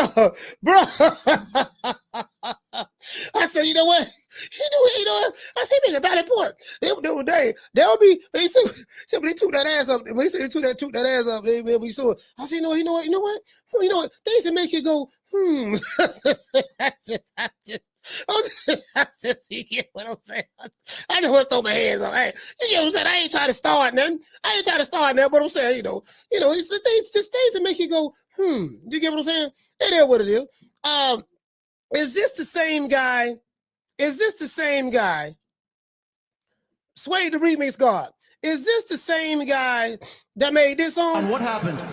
I just got my hair done 2 days ago and she put grease in my shit, so the shit was like, like when you sweating and things like that and the grease come in my face, it burnt my eyes type shit. Damn, why y'all booing like I'm saying bullshit? Like, this is real facts. Come on, man. I just got my hair done 2 days ago. Swing the remix God. I just got my hair done 2 days ago. I just got my hair done. And she put grease in my shit. I just got my hair done 2 days ago. I just got my hair done. I just got my hair done. I just got my hair done 2 days ago. I just got my hair done. And she put grease in my shit. I just got my hair done. I just got my hair done. I just got my hair done. I just got my hair done. I just got my hair done. I just got my hair done. Why y'all boys like I'm saying bullshit? Like, this is real facts. Like, this is real facts. Why y'all boys like I'm saying bullshit? Like, this is real facts. It burnt my eyes. Like, this is real facts. I just got my hair done 2 days ago. I just got my hair done. I just got my hair done. I just got my hair done 2 days ago. I wasn't sure if that was the same dude. I just had to play that just to make sure. You know what I mean? And they say, don't forget the Haney one. Yeah, but I don't think Suede the remix God didn't make that. He didn't make the Haney pack song. He didn't make the Haney pack song. You get what I'm saying? But you know, since y'all did bring that up, since y'all did bring up the Haney Pack song, let's go. We went over the rules in the dressing room. I want Haney to win. I want a clean fight. Y'all touch gloves. Let's go. Ryan, I know you can't fight, boy. I saw that crazy stuff you was posting on Instagram. Ow! Bro, hey, bro, help! Got your back. Save me! Hey, Ryan, get off my guy. I ain't going out like this. Oh, okay, let's go. Headshot challenge. Yeah, how you like that? Back up before I disqualify your ass. Whoa, hey, bro. Man, some bullshit. Get up now. 5. Hey, man, you 6. Ain't right. 7. It's been 10 seconds. 8. Hey, you wait. All right, man, get your composure, okay? I'll give you a few seconds. Rub it. All right. Man, back up before I swing on you. Come on. All right, get him, Haney. Hey, fight back, Haney. Fight back. Hey, man, get off me. No diddy. Oh! Throw the damn down. Oh! Yeah. It's time. I should swing on you. Beating on my dude like that. Get your ass in your corner. Hey, you know the crazy part about it? The crazy part about that video, dog, the way he commentated that, it kind of seemed like that's what Harvey Dog was doing, bro. It like when he said 5, I'm looking at his lips while he's making the count, and it kind of seemed like he said 5 2 times. 5. You know, it did kind of seem like that though. Yeah, I'm like, you know what, man? Let me go back and watch this fight for the 4th time. You know, I gotta watch Harvey Dog again, boy. They were born Harvey Dog at the fight. When I was there, they were born. Anyway, man, we finna drop these phone lines. It is what it is, man. Y'all let me know, man. And the Bud Crawford interview. I love that Bud Crawford interview. I haven't seen all of it, but we can talk about that as well. Phone lines open. You want to talk some shit? Call me. Start some shit, bitch. Sup, fool? You gonna talk shit about me, homie? Where you from? Hundreds of niggas is waiting for your motherfucking call, and they all talking shit about you right now. Call the coach at 530-494-9636. We waiting on your bitch ass. Yeah, man, it is what it is, man. I'm just sitting back, man. Like, you know, it's a whole lot of info out there, man. I ain't gonna lie. Sway the remix God funny. I ain't gonna lie. That shit funny the bubble. I'm gonna play that again for the show with. You can believe that. My main man Deontay Wilder back in the studio. Floyd just bought another watch. For all of y'all who say Floyd Mayweather broke. For all of y'all say money made. For all y'all saying money made broke. Where he at? Like I said before. What Mr. Like I said before. Where he at? Here go Mr. Like I said before. Here you go right here. Hey Floyd, go ahead and let him know what you just bought. $1.8 million. $1.8 million watch. $1.8 million, dude. Hey, notice how they keep making the emphasis on $1.8 million. They keep, yeah, $1.8 million. That's insane. That 1.8 is high. 18 life. That happy birthday, champ. That's how we doing. 1 point. That is sick, dude. Wow. You gotta show them what they say. Money green. Hold on. This watch was made specifically for the champ, Floyd Money Mayweather. Hey, he said this watch was made specifically for the champ. I bet it was. True. Hey, look here. Hey, John, I bet it was. Yeah, man, I got this old dumb ass nigga coming over here. Who you got coming over here? Man, I got the champ, Floyd Mayweather. Yeah, this watch was made specifically for him. Specifically? Yeah, specifically. Yeah, this watch made specifically for him. Yeah, how much it cost? $1.8 million. You mean, is that the Cuban zirconia that you bought from China that look like real diamonds? Yeah, that's it. Yeah, but you ain't paid with $1,000 for all of it. Shh, don't say that. Don't say that to nobody. No, but now you did pay $5,000 for the watch. Yeah, I did. You know, the watch real like gold plated and platinum and stuff like that. Okay, yeah, but okay, so how much you selling it to him for? $1.8 million. $1.8 million? Yeah, that man ain't finna buy that. Shh, I'm trying to tell you, he finna buy them. He finna buy. I swear to God, he gonna buy. He finna come over here right now. Hey, here you go. Specifically for the champ. One of one piece. One of one. Money team.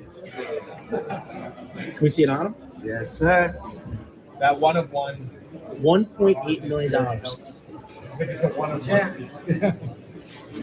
I think that's the guy who be asking him all the questions to do right here. I don't know on Fight Night. How much is it?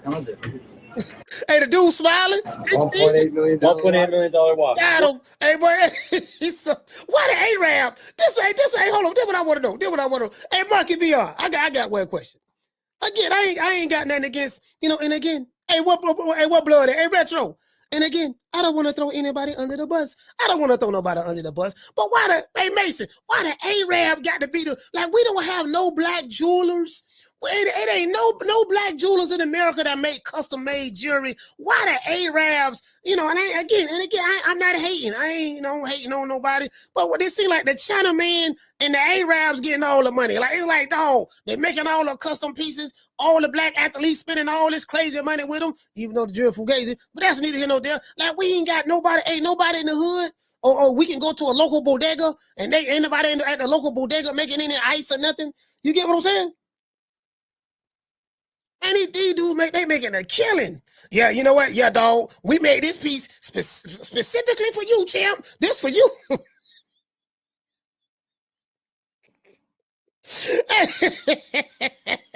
Hey, Dave, I made this piece specifically for you. This your piece right here.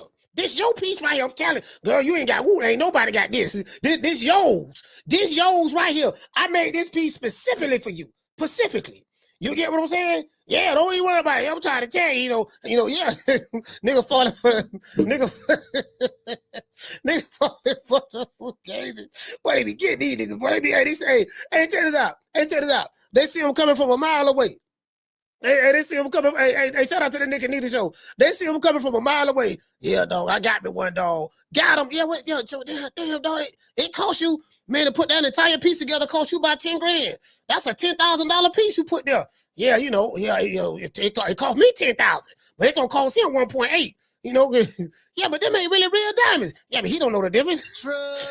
He don't know the difference. He don't know. He do know. What if he use a tester? Yeah, he gonna use the tester. The tester he gonna use is the one that I gave him. The tester he gonna use. Hey, shout out to Boost Gas. The tester he gonna use is the one that I gave him. That's real ice. Hey, shit, you better off going to get some jewelry from Hustle Man. That's real ice there, Chief. Chief, that's real ice there. Look at that. Look at the clarity in that, Chief. Look at the clarity in that. You can see your face in that. You see the way it's sparkling in the light? You see the way, bro, I was watching the video. This is honest God truth. I was watching the video, right? Because a whole lot of these videos coming out of China. They showed the Chinese jewelry maker, right? He say, look, man, them same stones that y'all think are diamonds that we make right over here. He say, look, like this is the closest thing to a diamond you're gonna get. Like it ain't but that ain't a diamond. And they showing it, right? And I guess he held it up to a real diamond. I couldn't tell the difference. And bro, you really couldn't tell the difference. And then he had a little tester. He said, yeah, see, these testers, you got to know what kind of tester to get. Because, this right here, so you put it, if you put this, he put the tester on the real diamond and put the tester on the Fugazi diamond. And guess what? It read the same thing. True. I like, man. Hey, you know what I'm saying? I made this piece specifically for you, champ. This for you. Ain't nobody gonna get this one. Carter, what's your name? You calling from? Corey from Texas. Hey, Corey, talk to me. Man, I don't know where we started at today. That was a heck of a monologue. Other than music. Hey, you already know, man. You know how I do it. Yo, that was crazy. But so first off with the Eddie Hearn and the Dan Rafael thing. Yeah. Dan, you're right. Dan was, like you say, he was the guy 10 years ago, a couple of years back before you even decided to open a channel on YouTube. Yeah. He was the guy you would go to just for ESPN boxing before Carpenter. Yeah. Tim Batter, it was him, and that was it. So yeah, it's funny how people like you have come on YouTube, and now everybody. I ain't gonna say no names because I don't even want to mention their channel. It's funny how everybody want to cover every fight, but before you came on YouTube, the zone was a dead zone, and all these places with it.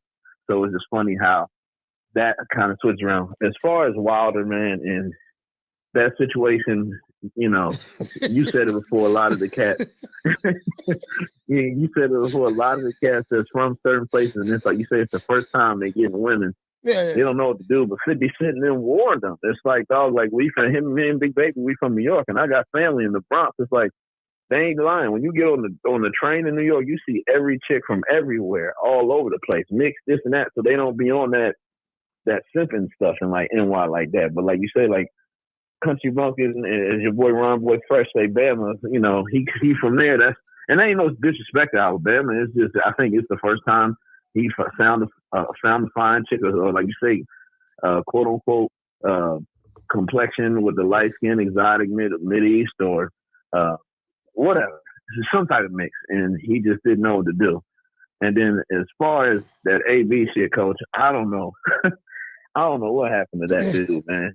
I don't know why he don't start a podcast. AB, man. You know AB, man. AB in his draws. AB in his draws. You know, trying to become a Chippendale dancer for the gram. Out there in the grass with that 1982 barbecue grill. I say, dang, he don't fell off, dog. Man, Agent Broner don't fell off. And it's stupid because he could still, like, if he don't want to box, there's a lot of stuff he could do. I mean, you see having Mahrez work with his own. Like, I think it's people that like AB enough and is scared that they would get him a job. But like you said, you flushing 20s down the toilet. I mean, you got to realize there's people that live off of $80,000 to $100,000 a year. Like, the money you made, it take people 20, 30 years. And I don't know. He was crazy. But about that fight, coach, I think if the ring walk is like 6 p.m. your time, I know you'd be hectic on Saturday. So if you can get home by 6 p.m., you know, you can watch. I know everybody's been asking because, you know, the fight parties just be fun. Yeah. You know, was it next week? You know, next weekend is like a doubleheader. It's a Friday night and a Saturday night card. Yeah. I think Devin Haney and them fight, Ryan Garcia and them fight next Saturday. Was that next Saturday? Let me see. One of them is Friday. One of them is Friday. One is Saturday. Canelo is one or the other, and then Ryan and them is the other one.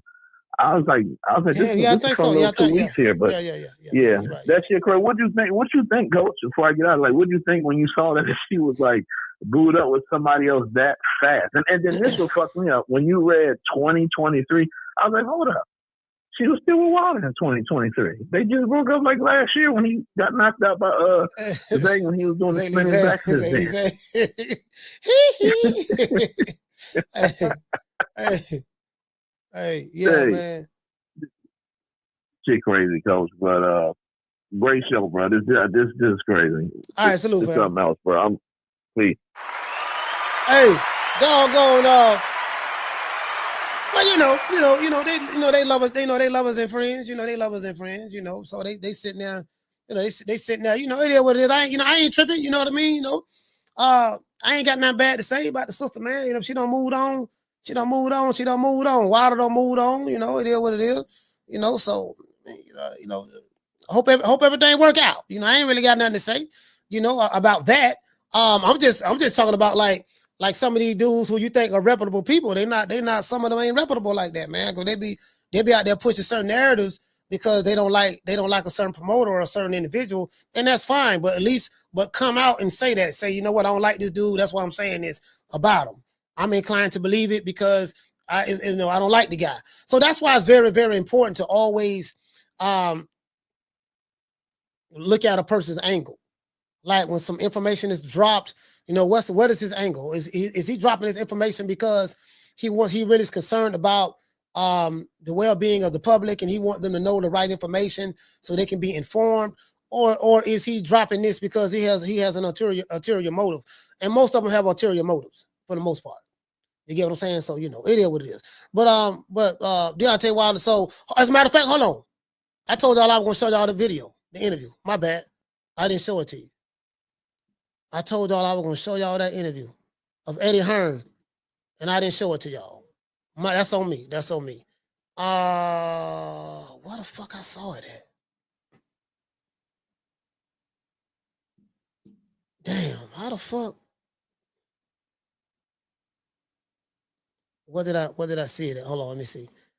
Is it here? Y'all bear with me one moment. Let me see. What did I see it at? Is it on my IG page? No, that's the remix. That's that. I thought somebody sent it to me on Instagram, but I guess they didn't.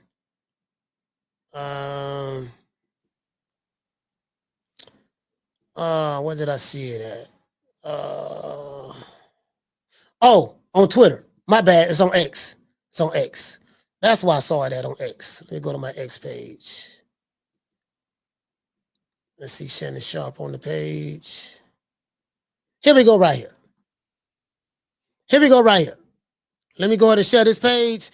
I'll let you guys hear from Eddie Hearns, let you hear from the horse's mouth. And we still haven't heard anything from Shakur Stevenson confirming anything that this guy, Dan Rafael, said. Eddie, away from matters on Saturday, there's been so much boxing news. And one of the big, I think, stories in the last couple of days, and again, you can confirm this because you know what Twitter's like and social media, people just make up stories and run with them. But it's Shakur Stevenson. Obviously, look, big fight for him against William Zepeda. You've promoted the last couple of Shakur Stevenson fights. It seemed as though everything was fantastic. He's been over here. I'm sorry, just the one. Apologies. What's the situation with Shakur Stevenson? Because we're hearing the situation is quite straightforward. We have a two-fight agreement with Turki Al-Sheikh and Shakur Stevenson, which includes the Zepeda fight, and that's how it is. You know, I was with His Excellency today for a couple of hours, and the team. You know, I saw the news as well, and obviously just wanted to say to him, you know, we do have this agreement, right? I mean, one, it's papered, and two, it's confirmed in front of everybody, and the answer is absolutely. So July 12th is the last of that agreement, but hopefully we can promote Shakur Stevenson for the rest of his career. I mean, I think he's one of the best fighters in the world. I've always said that our agreement with him is 2 fights, and we hope that it extends beyond that. And hopefully we can beat Zepeda on July 12th and then move into big fights.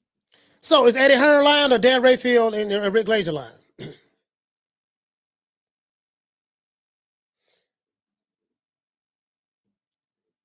That's the question. As a matter of fact, let's do this. Let's do this. Let's do this. Because as I said before, Shakur Stevenson haven't said anything. So where this stuff is coming from, well, we know where that came from. Hold on. Let me go over here. Let's see, can I find this shit?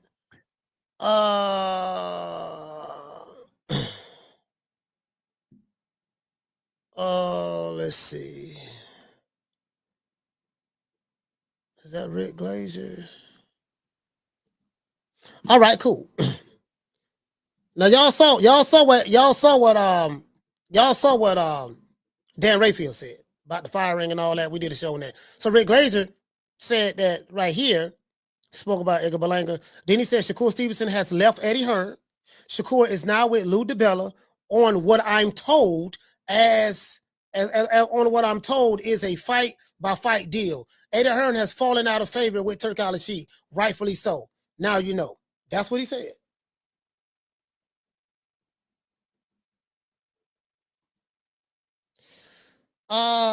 Let's continue.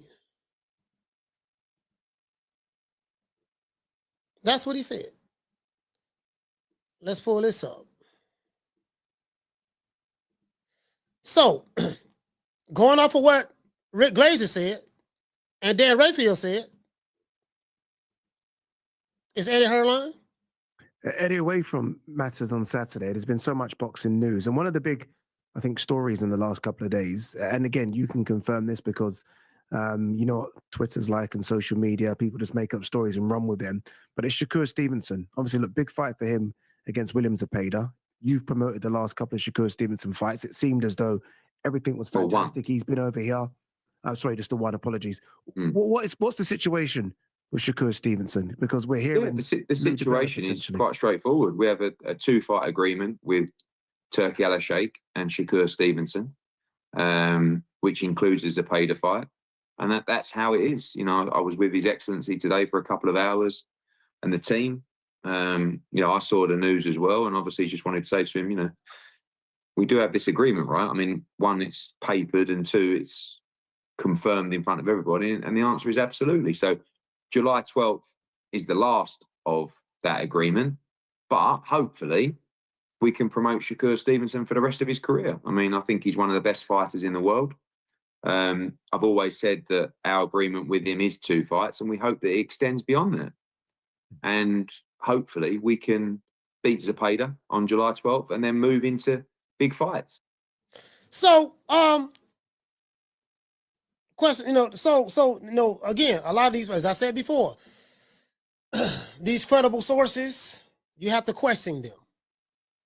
And I say credible with quotations. You got to question them. When you hear certain information, okay, let's put it this way. If I, like you got people who hate PBC and Al Heyman. And they always gonna put out negative information about PBC and Al Heyman because of their hatred and dislike for them. Understandably so. You have people who hate and dislike Top Rank. So any information that they receive, that supports their dislike for Top Rank, they're gonna put that information out there about them because they don't like Top Rank. Then you see people who are pro certain promotional companies. They pro PBC or pro Top Rank or pro Golden Boy. And Golden Boy is a company that's doing it the right way. And PBC is the company that's doing it the right way. And all these other companies is the company that's doing it the right way. But you're shitting and defecating on the other companies. That tells you everything you need to know. True. I can't, I can't, you know what I mean? I can't say it make it no plainer than that. As I said the other day, I said, man, I don't believe this shit true because if it was true, once Shakur would have came out and said something, that's why I said, did Shakur Stevenson confirm that he fired Eddie Hearn? And the answer was no. So the people who put that out there, they lied because of their dislike for Eddie Hearn. Carl, hold on. And if you dislike Eddie Hearn, you have a right to do that. I don't know the motherfucker. But when you put that information out there, make sure you put it out there and look, man, I don't like this dude. I haven't really confirmed it. If you ain't confirmed it, then, that's one thing. But, I guess these guys who like legacy media, they are supposed to be held to a higher standard, but they are no different than the YouTube channels. The legacy media now is no more different than the clickbait YouTube channels. They're no different. Carla, what's your name? You calling from? Yo, Coach, this is Mason from Flint, Michigan. What's going on with you? Hey, Mason, talk to me. Hey, so when it comes to Dan the Fat Man, right? Mm-hmm. What does he have to gain by, spreading a false rumor like this? How would that benefit him? I don't know. Okay. That's a good question. Okay. Because anytime I see some shady shit going on, I always look for who got the most to gain from the shady shit that's going on. So when I seen what Dan Rafael said, I'm like, okay, well, what he got to gain by this shit or by doing this? And then where does Jay Prince come in or all of this? Because remember when the rumor first got spread, he's like, oh, he fired Jay Prince too. Yeah, that came from Dan Rafael. You see what I'm saying? And it's like, nah, you just don't fire Jay Prince. It don't work like that. At least not from a Shakur standpoint, I wouldn't think. But I say all that to say this. Dan Rafael's a fucking liar. This Twitter shit is out of control. This YouTube shit is out of control. This shit, brother, like, that's why we just be kicking it and laughing about this shit. You know what I'm saying? Funny. He's saying it's out of control. I'm telling you, nigga, my nigga Two-Tone, nigga, I love Two-Tone. I fuck with Two-Tone. But some of the shit that even come out his mouth, it's like, nigga, that shit is so far from the truth. Yeah, and I ain't never been a nigga to just talk because I got lit. You know what I'm saying? Like, if I'm going to say some shit, I at least want it to be true. But like I say, man, this YouTube shit, man, these niggas making these videos and sending out these tweets, you don't know what to believe these days, man. Nah. These niggas be on some. And so let me ask you this. What does Eddie Hearn have to gain by coming out refuting that he's been fired and reassuring that, we got Shakur for one more fight? I even spoke to Turk on the sheet and confirmed everything. So is Eddie Hearn lying? What does he have to gain? Man, and that's the thing, man. All these niggas be lying. Like my man you interviewed a couple years ago, I think he's from DC, Peterson, the Peterson kid. And I'll never forget when you interviewed that nigga. Lamar Anthony Peterson. Yeah. Was it Anthony Peterson? Anthony Peterson, yeah. Light skinned dude from DC. Yep. Yeah. That nigga said boxing is like the boxing business is like organized crime, nigga. You don't know all these niggas is liars, all these niggas is snakes. You know what I'm saying? Yeah. From the beginning of time, this shit was ran by the mafia. It's all dirty business. So niggas just trying to stay safe and, you know what I'm saying, backdoor each other any way they can backdoor each other. It's all kind of weird shit going on. But like I said, that's why I love the podcast. We just sit up here, smoke weed, and talk shit about it and laugh at it. That shit funny. And keep on pushing and wait for the next fight to come on. The shit, like, you know, as I said, fam, I said, man, once I like reassessed everything, and I decided to take all my emotions out of the boxing game right now, the way it is, you know. Now I've enjoyed it a lot more. Like, I don't take none of this shit personal. Ain't nothing personal. I don't take what people say in chats. I don't take what, you know, because I get it. I understand the psychology. I don't study them. You know, I know they gonna gain bang for certain fighters, gain bang for certain promotional companies. You know, they gonna live their lives vicariously. They gonna send some mean tweets or send some gun emojis, but that's about it. You're not gonna see them. You're not gonna see them at no fights. Ain't nothing popping off. Ain't no content creators throwing hands with no other content creators when they see each other. No, none of that be happening. Once I realized all that, I'm like, oh man, this shit ain't real. This shit ain't real. This shit ain't real. This shit just some, man, this the virtual world for real. This shit ain't real. For real. But yeah, man, that's my call, Coach, man. I appreciate you, my nigga. All right, salute, fam. Hey, shout out to my man Mason, man. Flint, stand up. I'm like, yeah, this shit ain't, man. You know, like these fighters don't hate each other. Like, you know, these fighters ain't, you know what I mean? They may get in front of a camera and say some dumb stuff about one fighter. One fighter may say, I don't like Canelo, I don't like Bud, I don't like Tank, Tank don't like Shakur, and Shakur don't like Tank, or Devin Haney, and you'll see Devin Haney, Shakur, and Tank all together. Ain't nobody throwing no hands. They could be talking, having a conversation. It ain't like that. It ain't like that, dog. I'm tired of telling y'all it ain't like that. You get what I'm saying? I tried to tell you that. Shout out to Deal 87. Deal, if you wasn't here, was you here 2 days ago? If you was here 2 days ago, I already had on address that about what you're saying about no promoter can get fired. Yeah, we already knew that. You get what I'm saying? So, I mean, it was a lie. It was a lie that was being peddled by people who hate Eddie Hearn. That's all it was. People, you know what I mean? So it is, you know, it is what it is. It was a lie. Hey, what you say? Damien say CB4 like a mother. Hey, Damien, bro, I'm telling you, bro. That's why I be laughing. Hey, man, Coach, what's your name? Made a video about you. You heard what he said about you? I said, yeah, I ain't about to think about that nigga, man. I ain't worried about him. I ain't worried about him. When they see you, they offer to buy you a drink. I'm telling you. Like again, like the most peaceful community on social media is the boxing community. It's the most peaceful. It's the most peaceful community on social media. It's boxing. Ain't nothing gonna happen. Nothing.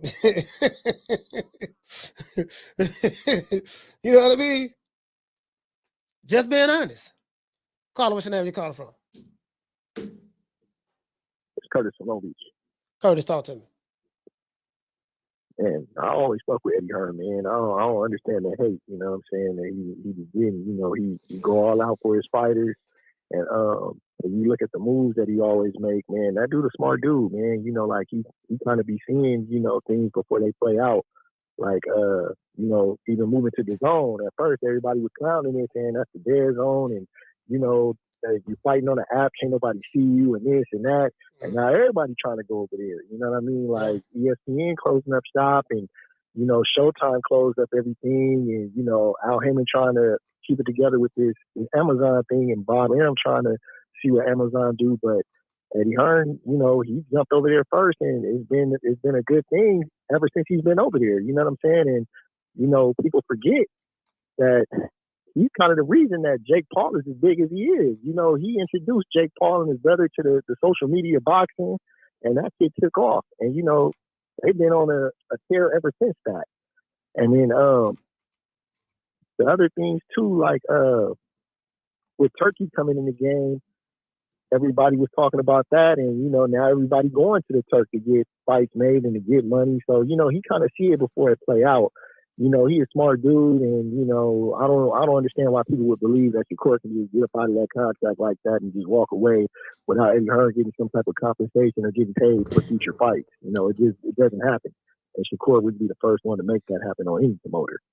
I mean, I don't know if you would have tuned in to Monday show. I said that Monday. I said, bro, that doesn't need to make any sense. Like, there's no such thing as a fighter being able to fire a promoter when you have a binding contract that keeps you with them for 2 fights. I say unless you have a 2-fight deal with an option where you can opt out after the first fight. Very similar to what they do in the NFL and what they do in football and stuff like that.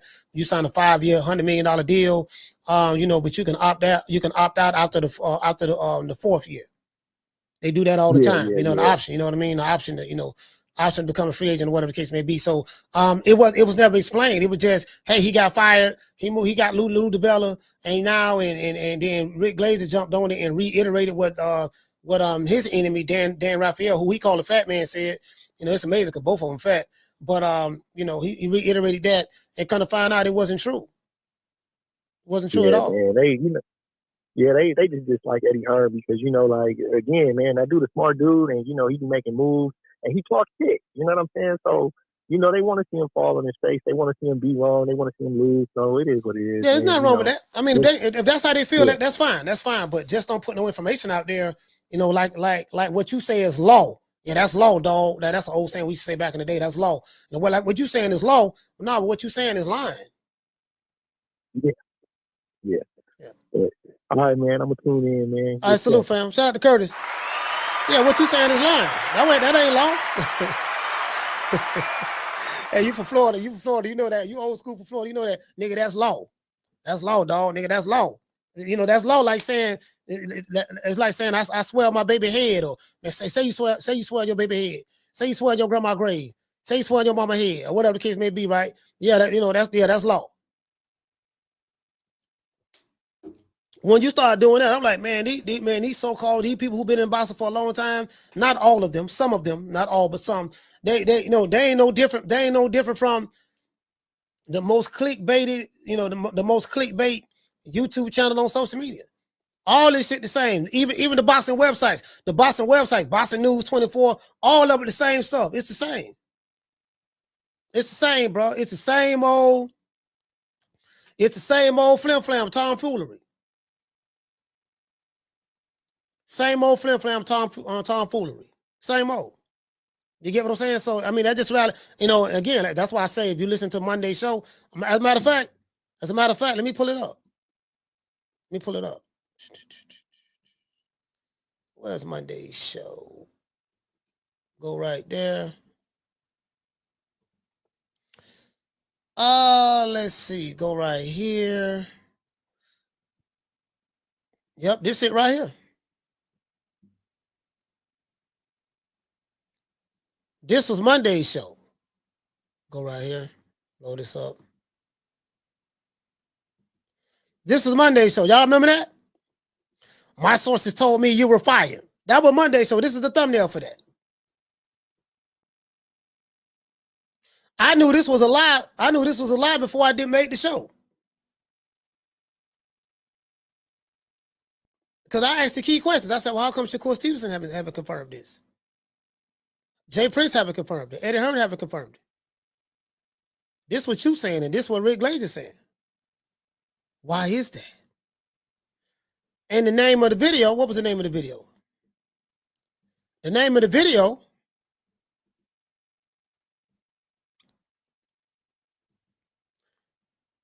video was, did Shakur Stevenson confirm firing Eddie Hearn?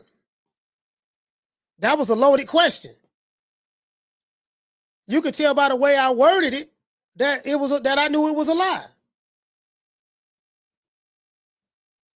I said, okay, well, how come did he confirm it?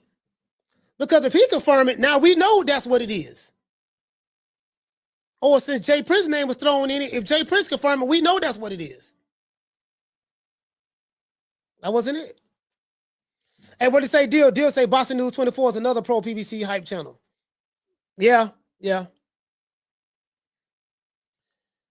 Oh man, hey, what you say, James Hunt? What you say? From you say Hearn revealed unintentionally to the media that Dan was double charging ESPN expenses for the Zone shows coverage, which Hearn had already paid. Oh yeah, I didn't know that. I don't know what the history is with them or what it's all about. You get what I'm saying? I don't know. I just know some bullshit when I hear it. You get what I'm saying? I was checking out. Also, I was checking out.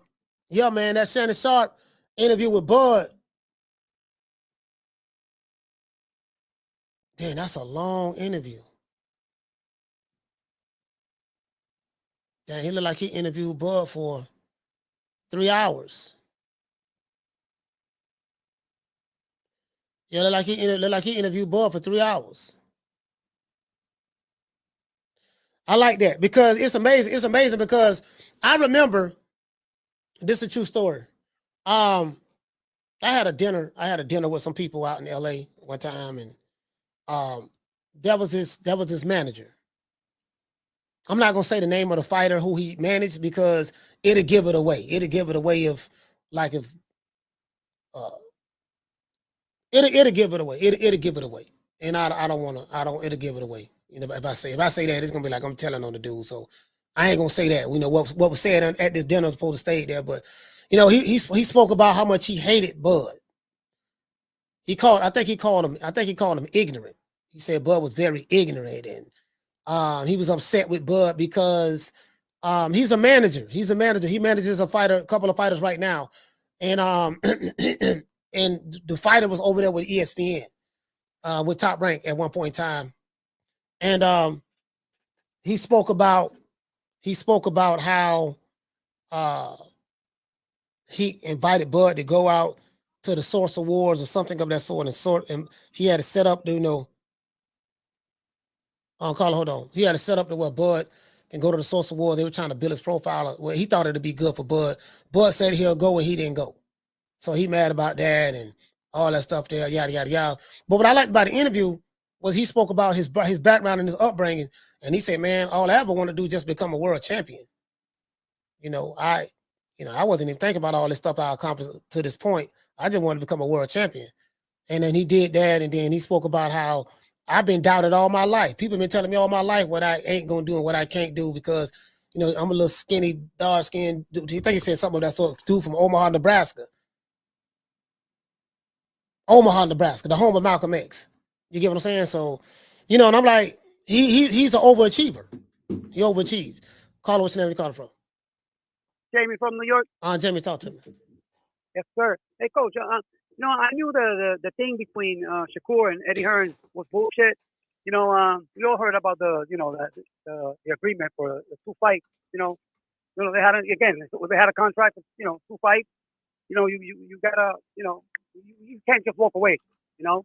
So Eddie, and also Eddie, he's not new in the business of boxing. I like Eddie personally. I feel that he's the best promoter. I feel that he knows what he's doing.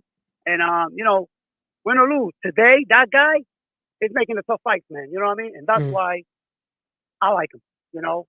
And one more thing about Eddie Hearn, you don't drop him; he drops you.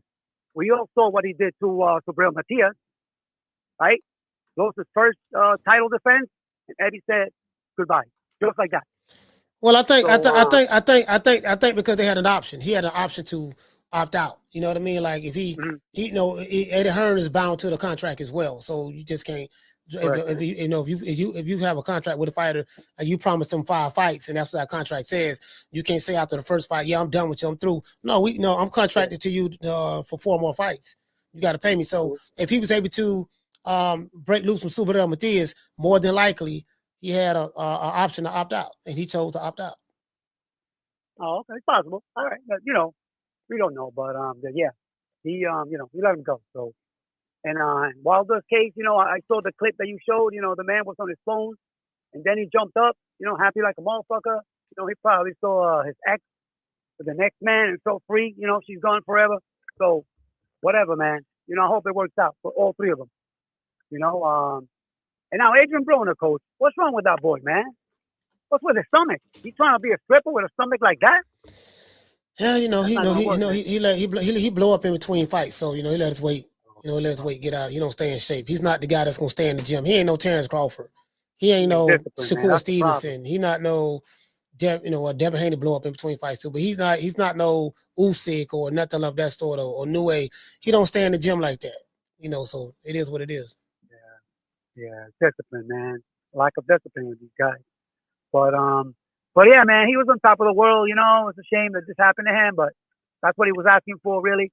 You know, I hope all the young fighters coming up today see this and don't repeat this shit. You know, the way he did it, the way I see it, is not the way to live, man. Nobody flushes money down the toilet like that. So, but anyways, that's my call. Respect from New York. Absolute, fam. Yeah, somebody do. People, listen. People do flush money down the toilet. A fool will flush money down the toilet. Shout out the deal. Dropping that quarter of a dub. He said, why these jewelry hustlers saying one of one like they're never going to make a similar watch ever again? I promise. LOL capping, selling fake exclusivity. Yeah, you know what though? But check it out though. I'm gonna say this. I mean, it's a marketing pitch, it's a sales pitch. You know, if you tell them, hey man, you know, this is one-on-one, this is a special piece for you, it's a part of the sale. But then it's very easy to sell someone that's a gullible participant. So, you know, the thing is, you know, like they tell me, man, they can do whatever they want to do with their money. They can do whatever they want to do with their money. I can't tell a man what to do with his money. If he want to go spend $20 million on a watch or blow $15,000 at a strip club, he has the right to do that. I can't. You get what I'm saying? You know, it is what it is. AB did a lot of that, and now you see where he's at now. He's auditioning for chipping deals in his draws. True. This interview right here is a dope interview. Now, I'm gonna tell y'all what I know. I can share some conversations. I can share some I can't. But I'm gonna say this. Bud was not liked. Once he came, especially when he came to the welterweight division, he was not liked. He was not liked by a lot of YouTube channels, boxing, their subscribers. When I came on board on YouTube, it was like the PBC, anything affiliated with the PBC was strong. It was strong at that time. And Bud, I think fans chose a side. And he was looked upon as the ops by certain YouTube channels. I don't want to throw nobody under the bus, but I gotta call a spade a spade. Some would say that maybe the Boxing Voice was one of those channels. Some would say we already know Boxing Shigo. In fact, no, we already know that. The entire well, I ain't gonna say Alphabet Boys. The entire LDBC, we already know that. And any pro PBC channel, right? And then he wasn't really liked too much by his promotional company. And the reason why I say that is because, you know, Bob Arum came out and spoke ill of Terrence Crawford. But Bob Arum came out and spoke ill of Floyd Mayweather. I remember Bob Arum did the same thing to Floyd Mayweather when Floyd Mayweather was his fighter. When Floyd left, when Floyd bought himself out of his contract, Bob Arum was defecating on Floyd Mayweather, saying he wasn't a draw, he can't really sell, this and that. Y'all go back and look at the old videos. True. Bob Arum, you know, but when he get through with a fighter, I mean, that's what he does, right? So a lot of people in boxing, reporters, I ain't gonna say no names, boxing insiders, managers, they did not like Terrence Crawford. I noticed some conversations I've had with him, with his team. When I say his team, I'm talking about damn that. Well, everybody outside of Julie. Everybody outside of Julie. You know, they didn't like his personality. Bud is a very funny guy. You know what I mean? From a, you know, very hard to read. You know, but they didn't like his personality. He wouldn't open up to the media like the interviews and stuff he's doing now. He wasn't doing that years ago. He wasn't doing that. YouTube channels didn't like him. And I've heard this come out of their own mouth, specifically the LDBC. They didn't like him because Fred Barbershop Conversation was, I think he was the main one that started this. Shout out to Fred, but I got to call a spade a spade. Yeah, man, Terrence Crawford don't do interviews with black reporters. I think Fred was the one who put that out there when he was with the LDBC. He don't do an interview with black reporters. So they, so what happened was once he moved up to the welterweight division, they chose to side with PBC and Errol Spence. So since it was more of them and less Bud and his, I guess, fans or whatever the case may be, he's from a little town, Omaha, Nebraska, slim, dark-skinned nigga. He ain't nobody, he ain't fought nobody. But when he was at 140, 135, they loved him. They loved him. Listen, bro, if you go back and look at any video of Terrence Crawford before 2018, from 2018 on back, from the same people who defecated on him, you'll be surprised. So the biggest the biggest knock on him, from what I heard from people when I was in Vegas and LA and stuff like that, they were like, yeah, man, he was terrible with the media. He wouldn't do interviews. We couldn't get him to promote himself. None of that. He was very stubborn and pig-headed. He's not like the way he is now. Now he look like he done softened up a little bit. And as I said before, coming from a little town like Omaha, Nebraska, being around his family and stuff like that, he has a chip on his shoulder. Because so many years, when I heard him say in this interview, he said, look, man, all my life, people always doubted me. I wasn't expected to be anything. I mean, that's what him, Bomac, shout out to my main man, Red, Coach Red, Chance, Monty. I mean, that's what they told me. R.I.P. to Midge Minor. Like literally. That's what they told me. Yeah, man, Omaha.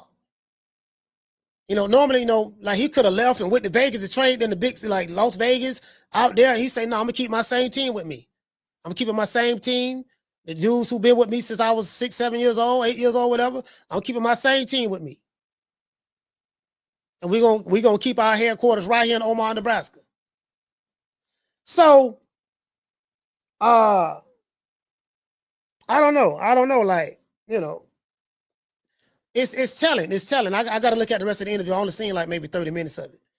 It's telling because it's like, as I said, then he got real hated. Then one thing I'm happy that he did do, he beat the shit out of Spence. Once he beat Spence, that kind of like killed everything. It was like a series of events that happened with that side. Wilder losing the trilogy again to Tyson Fury. Then he leaves, go fight with Turk Al-Sheikh. Then Spence get beat by Crawford, destroyed. And then later on that year, Showtime, Stephen Espinosa said that Showtime wasn't going out of business. And then at the end of the year, they folded like a lawn chair, the boxing part. And then it's just like one calamity after another calamity after another calamity. And this illusion about the PBC and Spence and the Wilders and all that stuff there, it kind of like dissipated from those losses. And from what I heard, when Bud beat Spence, that's what broke their back. From what I heard, that was the one that was the nail in the coffin right there. Like, damn, because Spence never was supposed to took that fight. Carter, what's your name? You called from? Hey Mo, what's good? What's the word, Salam? Ron, boy, talk to me.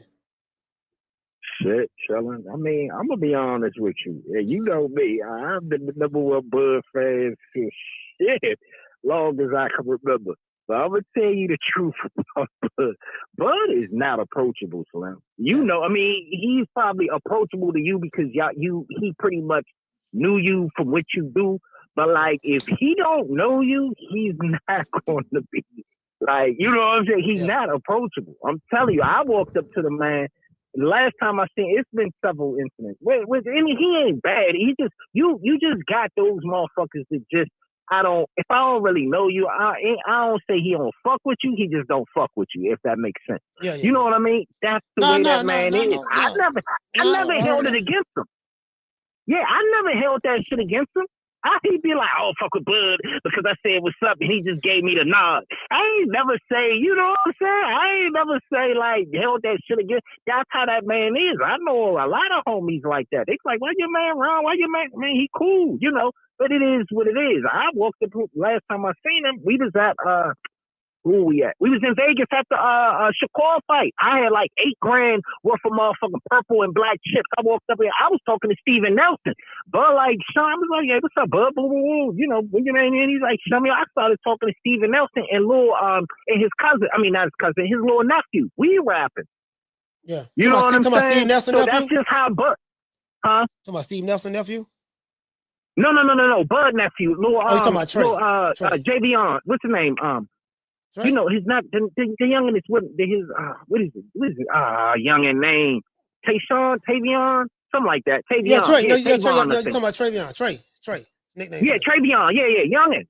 I was rapping at him and Steven Nelson. You know what I'm saying? Bud wasn't really, you know what I'm saying? That's how people are. But that's the energy. I ain't gonna lie to you. That's what I said. That's actually the reason why I fuck with Bud. Is because I used to go to his fights, and keep in mind, I've been going to fights forever.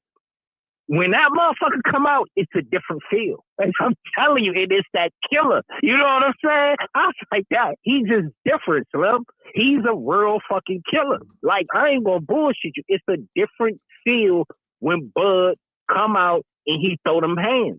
He give you that killer instinct hand, man. But like I said, he really not approachable in my opinion. But I never held that against him because what the fuck do I care? Yeah, I mean, you know what I'm saying? That's how that man rock. I ain't never say nothing bad about him. A lot of fighters is non-approachable.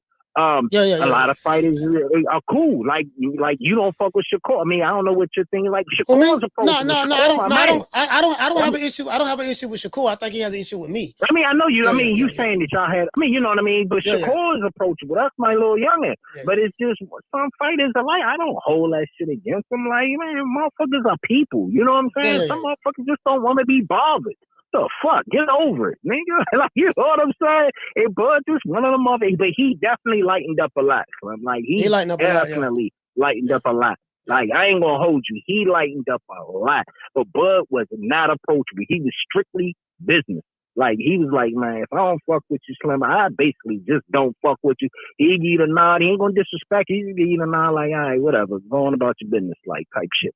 But he cool. But, like I said, when I see him, I usually... And Red is cool. Like, I was rapping to Red. Like, it was me, Red, Steven Nelson, cool. And Red is cool. Like, you can rap. Bo Mac, I'm gonna be honest with you. Bo Mac and Bud sort of the same. Y'all, Bo Mac ain't really that approachable either.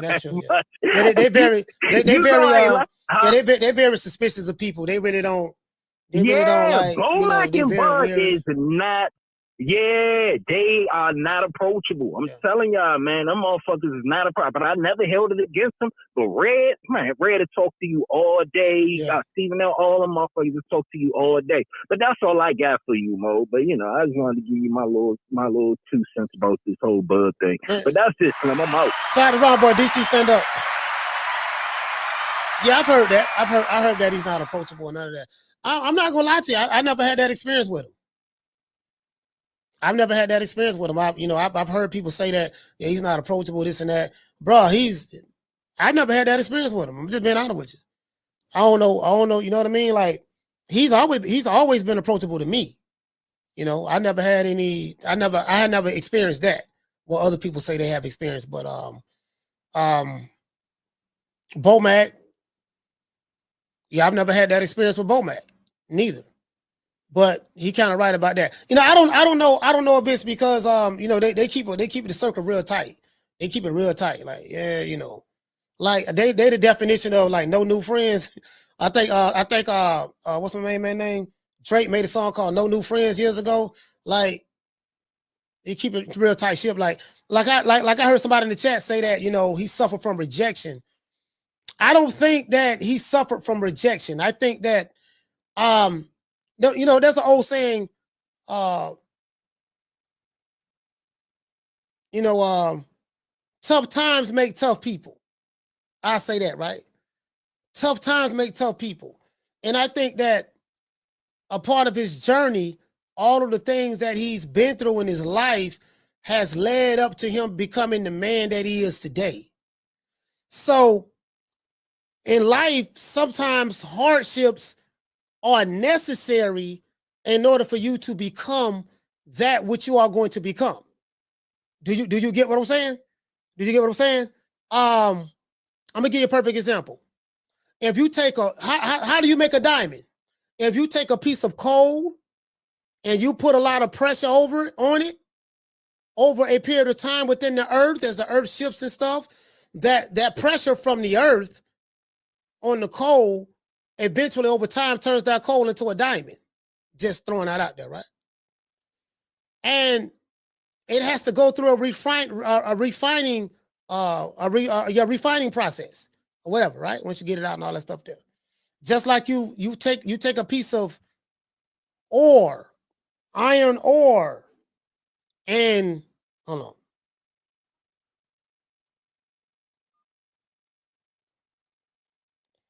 on. Carla, hold on. You take a piece of iron ore and you take it out and you beat it with the hammer and you beat it and you put it back in the water. You put it in the fire and you beat it again. You're shaping it. But by the time we get the silverware or the sword or the knife or whatever the case may be, we get the finished result.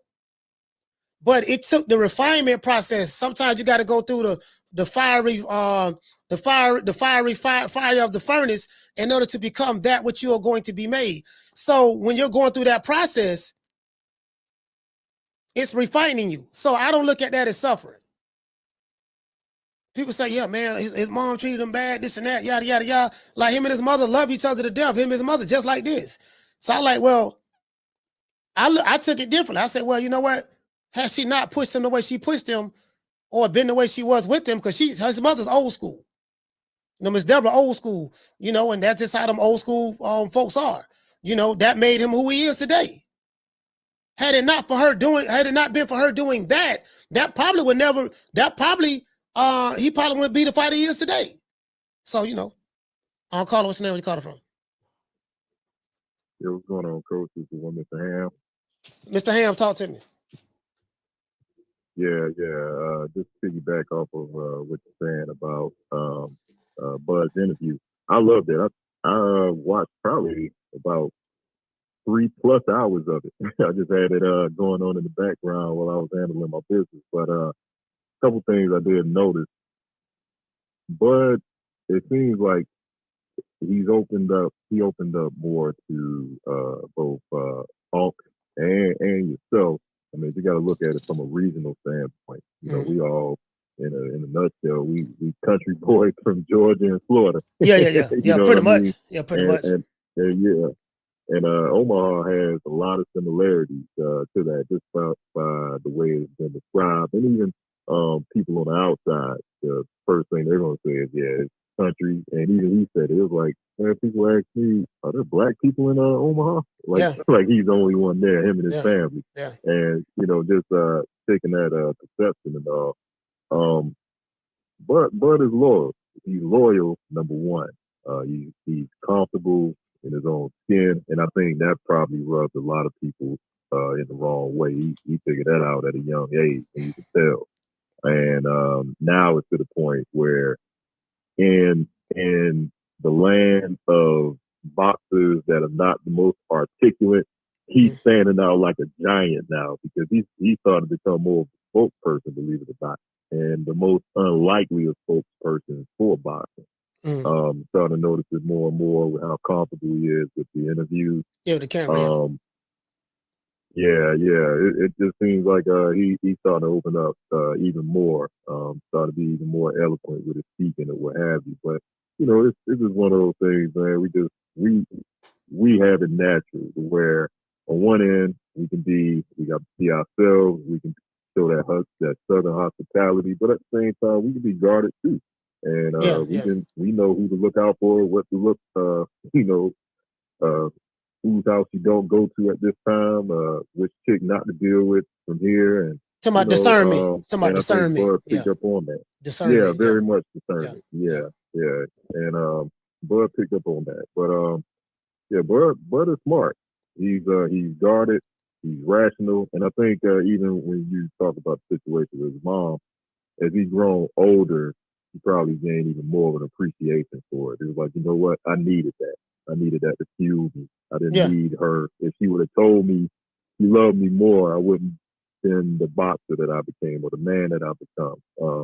He spoke about his father's relationship. His dad, and too, it wasn't that his father wasn't that his father was a deadbeat. His father was just in a whole different city. And just kind of bringing that to the fold and how he wants to raise his children and keep them in one location because of what he went through as a child, growing up at that point. So, yeah, it's a lot of nuggets in there. It's a great interview and it's inspiring as well. And one thing I can say is for anybody, a younger person that we might be in contact with, you just never know your presence and what impact it may have on them later. If you just don't Hey, you know what? Hey, check this out. Before I let you go, check this out. Bro, you got, listen, I'm watching the interview, right? Looking at the chat because it was live. And there were some dudes in the chat. I think it was some Canelo fans. There was a debate going on about Canelo and Crawford, this and that, yada, yada, yada. Then you had people know who hated Crawford. Oh, Crawford ain't did this, he ain't did that. And I'm like, my nigga, do you know how miserable you have to be to watch a guy that you don't like? You go to any chat that he's been talked about on or any interview that he's been talked about on, and you go in there specifically just to hate on the guy that's way more successful than you.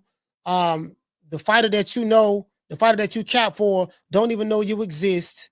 And this man has succeeded in life, and he's very humble, not flashy. He got plenty of money, not flashy. You know, everything people say that he can't do or won't do, you know, he's doing it and has done it. And I'm like, my nigga, do you know how miserable you have to be to still for years be in the chat shitting on a guy who is running circles around you in life? And I'm like, this dude ain't even like the fighter who you cap for don't even know you exist. And I told you, hold on, Ron Boy Fresh was just on the show, just called.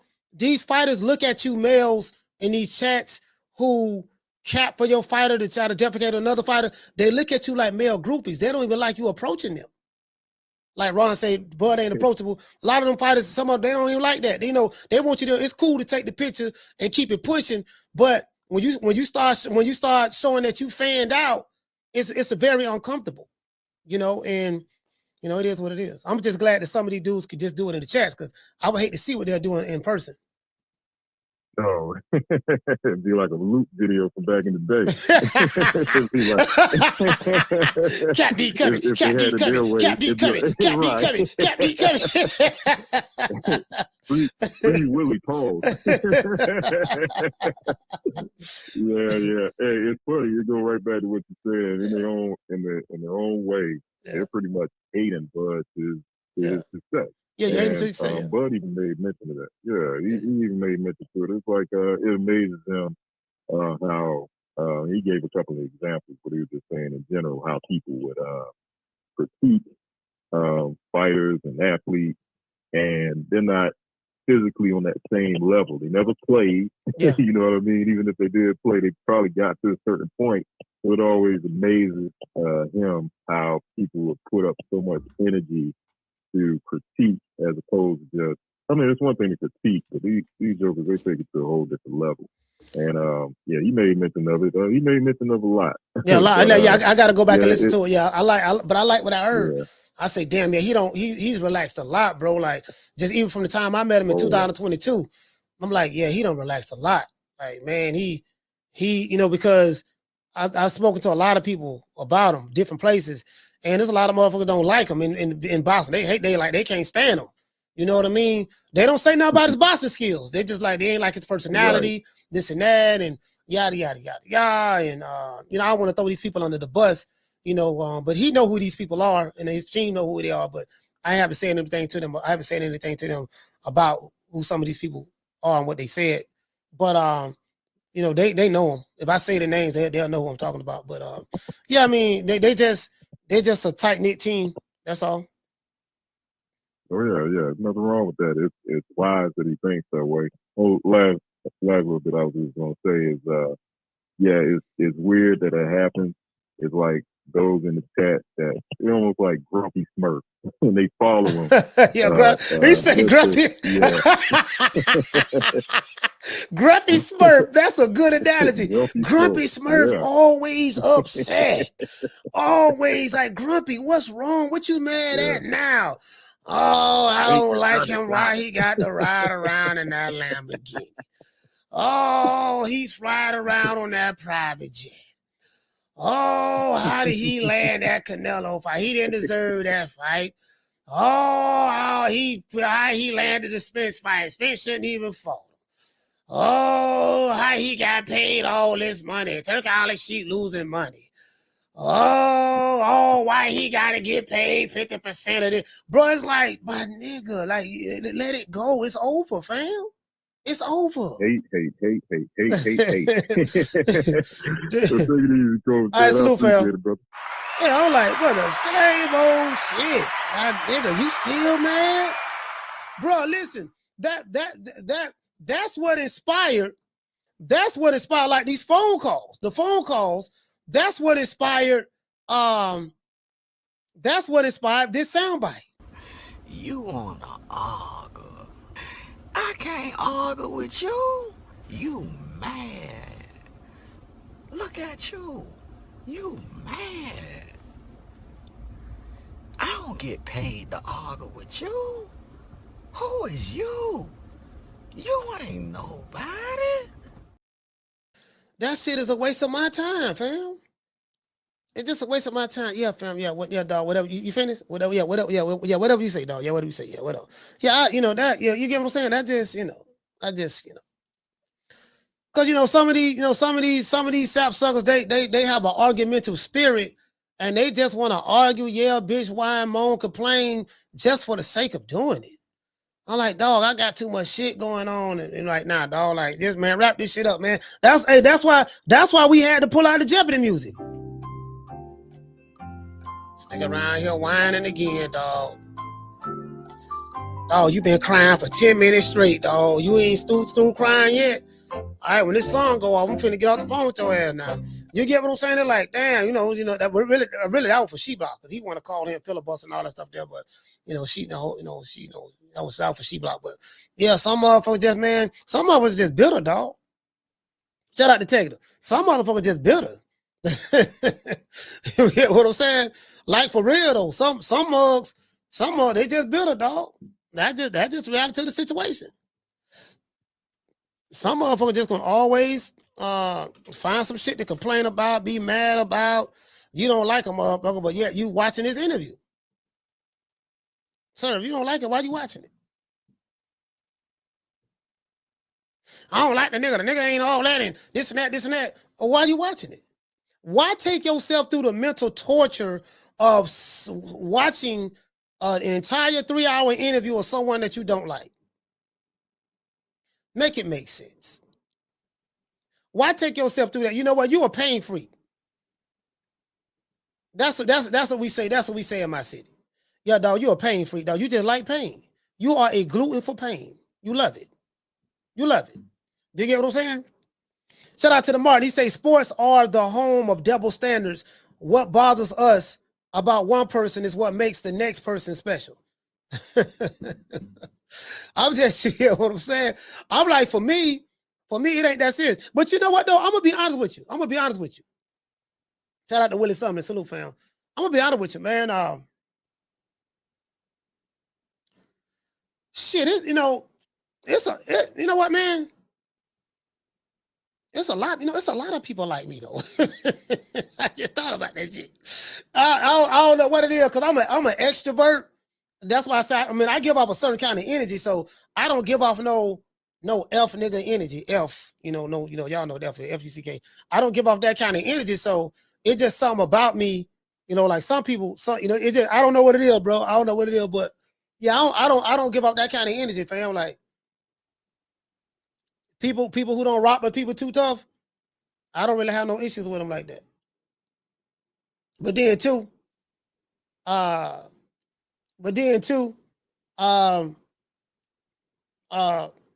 it ain't. It's all about whether people rock with you or they don't. It's about not trying to please people who don't rock with you. If a person don't like you, that's fine. Like, I think that's the mentality that he has. Like, he don't care nothing about who like him, who don't like him, whatever the case may be. You know, like, and I damn sure don't give a fuck. I give 25 fucks. Like, you know what I mean? I'm not lonely for a conversation. I got enough friends. I'm trying to get rid of some of the friends I have now. So, you know, and I don't have any emotional attachment to avatars. I just don't. You know, I don't. So I mean, yeah, some of these dudes, I be seeing some of these dudes, like some of the dudes that I'm like, this nigga over here, damn, I don't see this nigga in like 10 different chats. He over here complaining, saying, making the same arguments on different chats. Damn, dog, you over here in a different. I'm watching the Angry Man podcast. You know, shout out to the Angry Man. I'm watching Angry Man podcast. I'm seeing it. I'm watching non-boxing podcasts. Damn, this nigga over here, he over here crying. What are you crying about over here? He crying. Oh, it's the same dude I saw in my chat crying. What you crying about over here for? Yeah, man, another thing too. I don't like this and I don't like that. I said, okay, what are you going to do about it? Is there anything you can do about it? No, ain't nothing I can do about it. Oh, okay. True. Like, what's the point? You get what I'm saying? Matter of fact, I'm gonna listen to that interview. We're gonna do a show about that interview tomorrow because I want to listen to it. You know, Shannon Sharp asked some good questions. Shannon Sharp is one of the. I love his interviews. Who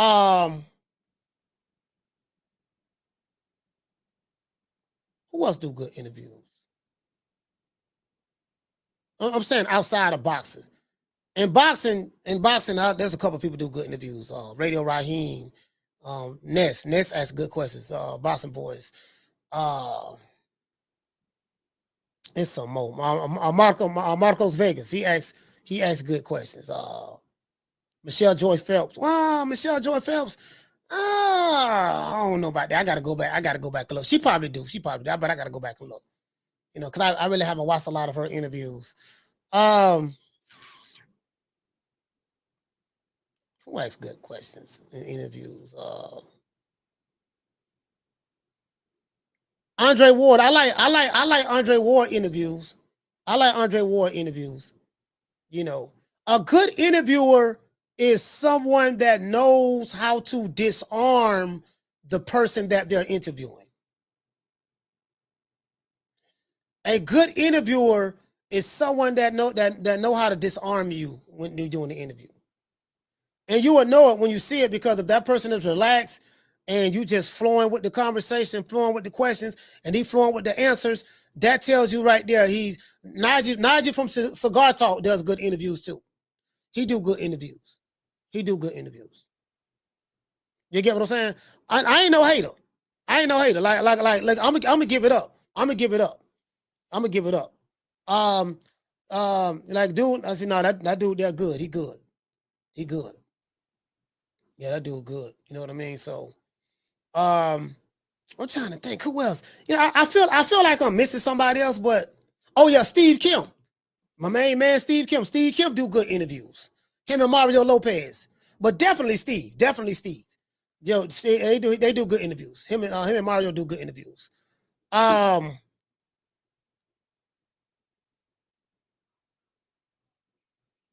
I'm trying to think. It might be somebody else I'm forgetting, fam. Caller, what's your name? Where you calling from? Hey, Slim, real quick, let me just piggyback off of one thing you said just now. You see, motherfuckers used to cry and complain about fighters not fighting each other or doing the soap opera shit. What did I always tell motherfuckers? Look at other divisions. If you look at other divisions, don't worry about what them other motherfuckers ain't doing in those other divisions not doing. What I always said, 140 was the best division, 154. You know why? Because the best of the best were fighting. If you was looking at those divisions, you wouldn't have time to worry about what's not happening at 60, who's cinnamon not fighting, or who the fuck wasn't fighting at 147 or at 135. You dig? But all motherfuckers did was complain and cry. What I say? Fuck the division. Y'all better go look at some motherfucking divisions where motherfuckers is throwing hands. And I always said, what? 140. When I was the kid, who is 140? Ain't no names. That's your problem. You're not looking at the boxing. You looking at names, Mo. But yeah, motherfuckers are crying, complain all day. But just move on. Look at the motherfuckers that's giving you what you want. The best of the best fight, Mo. But that's all I wanted to say real quick. All right, Sloop fam. Yeah, I was watching the Boxing Boys. I want to say that was 2 days ago or something. And that was Ness was talking about the fight card with Edgar Berlanga and Shiraz, Shakur Stevenson versus William Zepeda, Super Ramirez versus Puello. He was talking about that fight card, and he was talking about how great of a fight card that is. And Ness, I ain't gonna lie, Ness got a bunch of crying ass niggas over there who be calling his show. And I forgot who it was that called the show, but he was complaining about the card. Oh, well, why does it have to be in New York? And why is Shakur not headlining? And I don't like Shakur, but he still need to be headlining. And Turkey Al-Sheikh, and he ain't making no money on this event, and he's spending too much money. And Ness was like, yo, aren't you just happy we're getting the fight? Like, this is a stacked card. This is a good card. It's an evenly matched card across the board. It's a good fight. Aren't you just happy that we getting the fight? Oh, well, and it's like this dude would just wanted to argue and complain for the sake of arguing and complaining. Like, some people are just professional complainers, literally. Carter, what's your name? Where you call it from? It's the Prince, Coach of West Texas in the building. The Prince, talk to me. Salute, Coach. Hey, man, yeah, I watched that interview with Bud, man. I gotta say, he was very open in this interview. Like the one caller said, he was talking about his relationship with his father, his sisters, his mother. Yeah. Talking about how he lost 12 amateur fights, and it was just very open. And I think that's why people are gravitating to him now, because he is being more open and more honest about, just about life and boxing. As a basketball fan, I gravitated more to that because you remember back in the day, I think it was Inside Stuff or something Inside like that. Stuff, came on Saturday. Yeah, I remember that. Yeah. Yeah, and we got to get into Inside the life Edition or of something like that. I don't know. Yeah, something like that. Yeah, we got to get into the life of the athletes, and that made you even like them even more, just for me personally. So now that Bud is opening up, like I said, I always liked him even before the Earl fight. I liked both of them, but yeah, just hearing him speak, man, and it just make me like it even more. You know what I mean? And I can tell that his attitude, he jokes, but he don't play. You know what I'm saying? Yeah. I may be kind of weird with that. People may not understand, but it's kind of like me. Like, I may say a joke with you, but I ain't going to play with you. Like, you know what I'm saying? So I liked that interview, man. It was a great interview. But one thing, Coach, let me ask you this. I heard him say that they fighting at 154. It's not going to be at 168. Who? Do you know anything about that? Who? The Crawford and Bud fight. You talking about Bud and Canelo? Bud and Canelo. No, that's 168. But Bud said at 154 today on that interview. No, Canelo not coming down to 154. Yeah. If he said that, which I don't know, why would he say something like that? I don't know, but if he said that, that's not true. That fight at 168. Okay, that's what I wanted to ask you, because I heard him say it's gonna be at 154. You sure? He said him and Canelo. So you saying Canelo gonna come down 2 weight classes to fight Bud? Like, that doesn't make any sense. That's why I'm asking you, because I heard him say something about the Canelo fight being at 154. I was like, because Shannon asked him, "How you going up 3 weight classes?" I think that was a mistake. That had to be a mistake. If he said it, because I didn't hear that part, but if he said it, that had to be a mistake. Okay. Well, I appreciate you, Coach. Let me call in, man. But yeah, I like the interview, and like I said, he opened up very more to people like me, like a casual. You know what I'm saying? So yeah, I like him that he's opening up, Coach. But yeah, if you listen to it and catch that part, let me know if I was wrong. I might be wrong, Coach. You know what I'm saying, on the 154. But I'm pretty sure he said that they were fighting at 154. I could be mistaken though. All right, salute, fam. But hey, shout out to the Prince, man. Oh yeah, you know what? Hold on. I'm gonna tell you another guy who I like. He's a great interviewer. He has a way of disarming anybody who he interviews. He has a way of disarming them. This guy right here. I know you once said, hey, look, if we fight, it's going to be either 70-30, 80-20. Was that? Man, I was. When I said posturing or what was that? When did I say that? You know, that was. Yeah, I said it on my girl Instagram. Yeah. What's called, but I was playing. Hey, man, nobody taking no 80-20, 70-30. Yeah, I was playing. I was like, because I was like, it's gonna be 60-40, and I was like, yeah, he keep playing crazy. It's gonna be 70-30 or 80-20. Yeah. But yeah, I was playing. Like I was serious about that, man. Like people can't take jokes. Yeah, doggone Brian Custer. Brian Custer's a great interviewer as well. Facts. True. Brian Custer's a great interviewer. I love watching his interviews.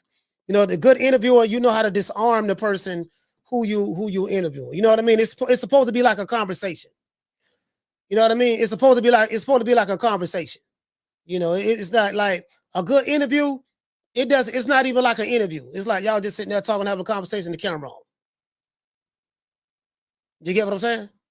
So, you know, it is what it is. Shout out to Raymond Moore. Salute to you, fam. Yeah, man. Yeah, Brian Custer, man. I like Brian Custer. It's some good dudes out there. Some good cats out there that do great interviews. You know, in boxing, it ain't but. I'm saying, like, well, on YouTube, the YouTube channels, yeah, it ain't. Nah. It's Ness, and then, you know. Yeah, I don't know. I might be forgetting some people, but, you know, I haven't seen any, you know, cigar talk, stuff like that. But it's kind of like, again, like a lot of these fighters be guarded. That's what I be trying to say. I guess that's what I'm trying to say, right? I've been to a lot of these different cities, been around these fighters.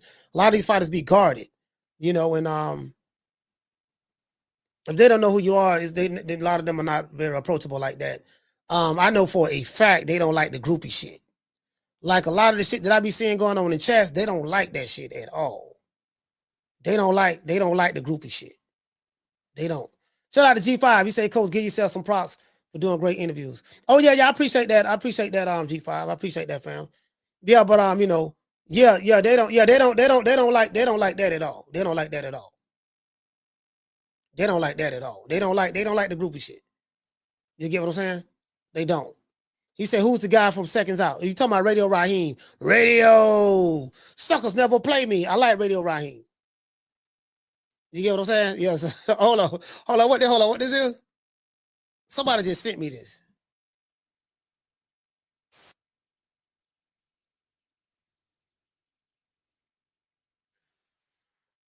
What you talking about? Oh. What you talking about? What you talking about in a minute? You're gonna be tired in a minute. I'm already tired. You're gonna be tired in a minute. All right, now, Shannon. Sit back. Breathe, man. Now listen. You did good that round. Okay. But you didn't do good that round. Okay, you're right. I see what you're trying to do, but you gotta keep your hands up. Okay. Go back to the basics. Okay. 1, 2. 1, 2. Okay. Keep the jab up. Okay. Come on, get out there, champ. How many more minutes we got, Coach? Hey, get out there. You got another round. Hey. Okay. Nigga tired, boy. All them muscles, I told you. I told you was gonna get tired with all them muscles. I told you. And see, I'm little. Yeah, see. And you didn't get me out of there. Now I got you out in the first round. Now it's my turn. Yeah, you're gonna be rolling around and stuff. You're gonna drag me to the deep. Hey, you're gonna be rolling around talking about I can't breathe. I can't breathe. I got asthma. Like Tommy Hearns had Martin locked up. Hey, you gonna be talking about you got asthma. You ain't never had asthma. I do got asthma though. Do you? Oh, see, I see. I got exercise induced asthma. You gonna be talking about I can't breathe.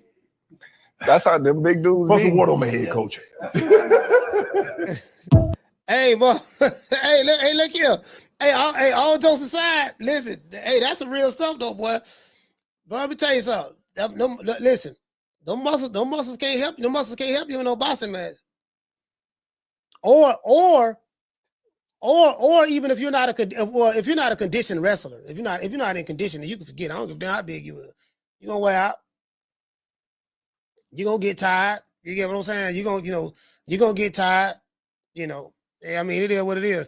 Yeah, we're gonna talk about the Conor Benn fight. We're gonna cover that Friday. Conor Benn and doggone Chris Eubank. I'm looking forward to seeing that fight. I will be watching that fight. I don't know if I'm gonna be live, but I will be watching that fight. You know, I like Conor. I like now. It's something about Chris Eubank, man. I like that dude, man. He got this pompous, arrogant attitude. You know, I like him. I like. What did say? Lejewski say, why did he mention Hearn and Martin? I don't know, man. And what you say? You said, "Yep, coach. You see how it's hurting Anthony Joshua?" Yeah, pretty much. You know, but Evander Holyfield had muscle. It didn't really hurt him like that. Evander Holyfield, you see how ripped Evander Holyfield was. I mean, he wasn't as tall as Anthony Joshua. Joshua like what 6'6", something like that. He wasn't 6'6" like Joshua, but. Hell, Lennox Lewis had muscles too. Look at Lennox Lewis. I mean, he wasn't bulky like Joshua, but yeah, Lennox Lewis. You get what I'm saying? I don't know. I think with Joshua, it's probably more. I could be a Buche. You remember him? You remember him? Yeah. And what you say, Deal? What you say, Deal? Hold on. Deal hit the nail right on the head. Deal hit the nail right on the head. Deal, where you at? Deal, you just said some hell of a stuff. Shout out to Ron Ball Fresh. Hey, okay. Dropping that quarter of a dub. He said Radio Raheem is the best interviewer in the last decade, Slim. Okay. Yeah, Radio. I like radio. Radio. Down from the bar, there's a platform stage. People pimping, sharp as razor blades. Hey, so well, Deal said that what you said? You said that Timothy Bradley. Hey, what you say? Timothy Bradley was built like a bodybuilder. That dude barely broke a sweat. Hey, that's another one. Look how much muscle Timothy Bradley had. Look how much muscle Timothy Bradley had. Like for real though, Timothy Bradley had a 12-pack. Veins popping out everywhere. Chisel. You know, muscle on top of muscle. Muscle on top of muscle. This man had a 12-pack, man. Hey, his 6-pack had a 6-pack. True. Hey, shout out to This Is Boxing. Hey, This Is Boxing. Listen, Timothy Bradley, his 6-pack had a 6-pack. Hey, you know, hey, you listen. You get what I'm saying? I'm like, man, how he got that? How he got that? You get what I'm saying? But what you saying? You say I think it's more for the tall heavyweights. Yeah. Yeah,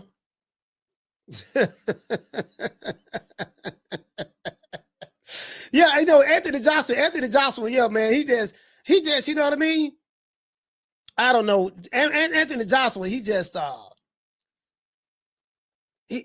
he doesn't let it flow when he boxes. He doesn't let it flow. You can tell he's doing too much thinking. He doesn't let it flow. And I think that has hey, shout out to Rick. Hey, shout out to Rick 10. Rick, what's going on, fam? I think Joshua, it's more so up here than physically. I think it's more so up there than physically. Like Joshua didn't used to box like that. He didn't used to box like that, fam. Now it's you can tell he's in there thinking, he's second guessing himself. You know, he's hesitant.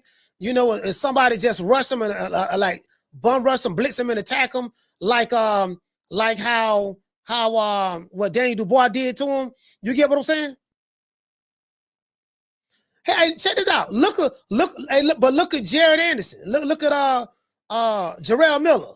Jarrell Miller is over 300 pounds. Trey Hassan said Evander gassed out sometimes. Yes, he did. He did gas out, but Evander Holyfield knew how to fight tired, though. Evander Holyfield knew how to fight tired. He knew how to fight tired. He's be tired, boy. He'll headbutt you. You know, he'll do that. He'll headbutt you. Put that Mike Tyson elbow on you sometime. Rough you up here. When y'all close. Holyfield was a really, really good inside fighter. He liked to roll with punches. He could roll with punches and fire back off the roll. He catch shots. You get what I'm saying? Like, he'll block it with his big head. Like Holyfield, man. That dude, Holyfield was a pretty good inside fighter, bro. Yeah, man, he was a pretty good inside fighter, bro. Like that, listen, Evander Holyfield was tough.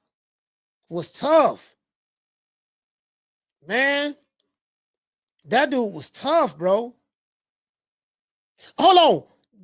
You know what? This is something I wanted to say. In that interview that boy did with Shannon Sharp, there was a part of the interview, the part that I was watching. Shannon Sharp asked him about, are today's fighters tougher than, and before he got the word out, Bud said no. He said, you don't know what I would say, Bud. He said, it don't matter. No. He said he was asking, are today's fighters tougher than the old school fighters? Bud said no. And he explained why. He said them dudes fought with 6-ounce gloves. They fought 15 rounds. And some of the same stuff that I say over here. And I'm the only channel that's been saying that on YouTube. I'm the only boxing channel that I know of that's been saying it consistently for 4 years. I'm like, these dudes ain't cut like that. These dudes ain't cut like that. I said that. Shannon Sharp asked Bud, he said the same thing. Nah, man, like, bro, them dudes ain't cut like that, bro. Not like that. I would say G5 he said he would survive in any era also. I mean, you know, he has a right to say that. He has a right to say that. I mean, I'm pretty sure if you ask Tank can say the same thing. You know, but maybe he would. I don't know. It's hypothetical. We don't know. We'll never know. But it was a different era, bro. It was a different era.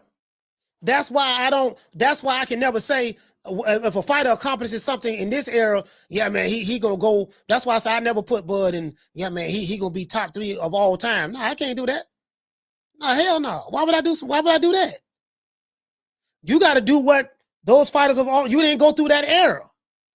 Like had you went through that era, that Hagler era, or that Ray Leonard era, or that Duran era, or that James Toney era, Mike McCallum era, like a lot of your favorite fighters they have quite a few losses. No matter who it is. It was brutal. Them 70s and 80s.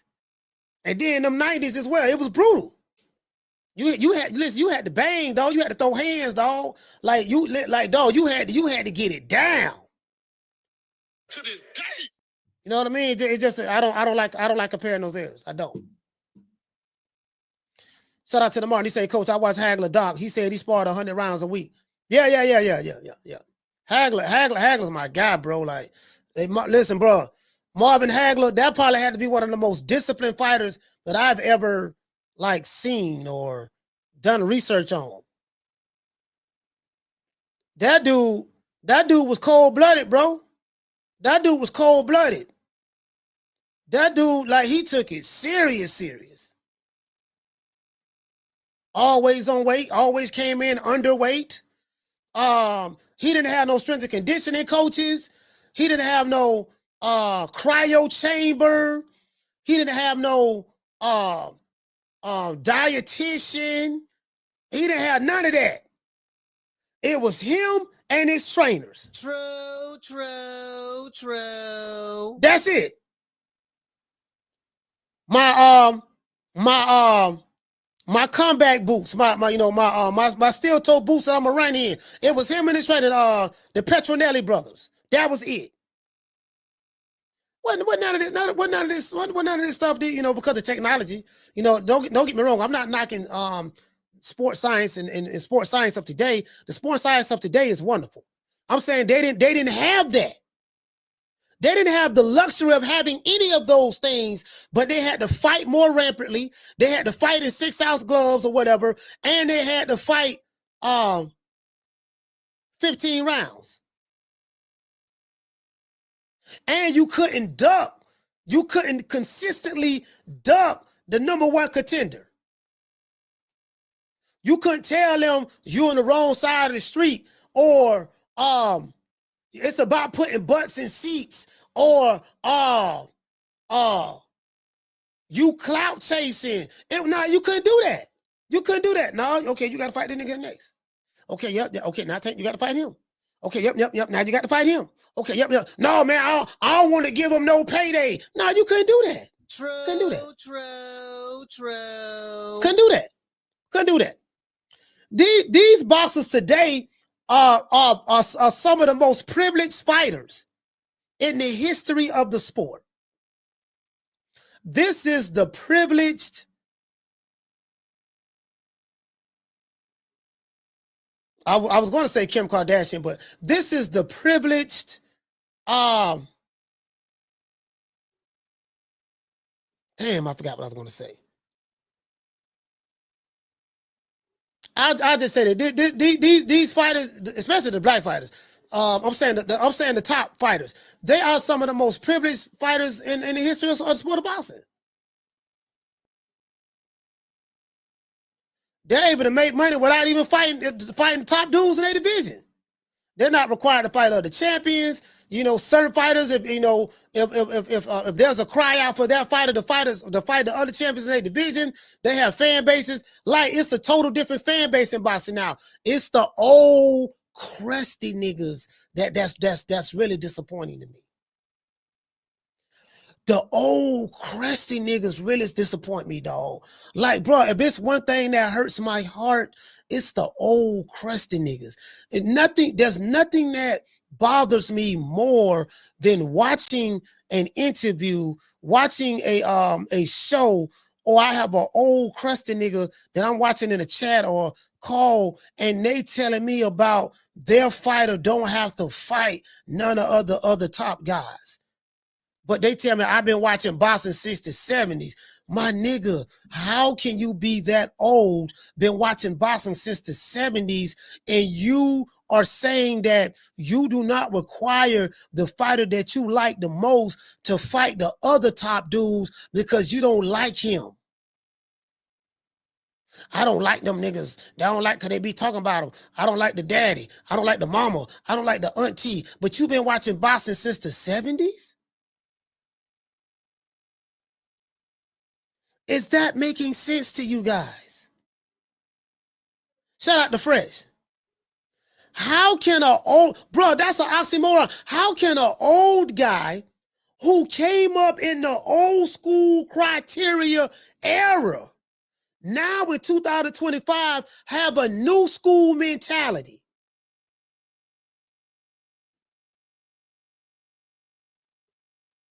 I can see someone like Akina talking like that.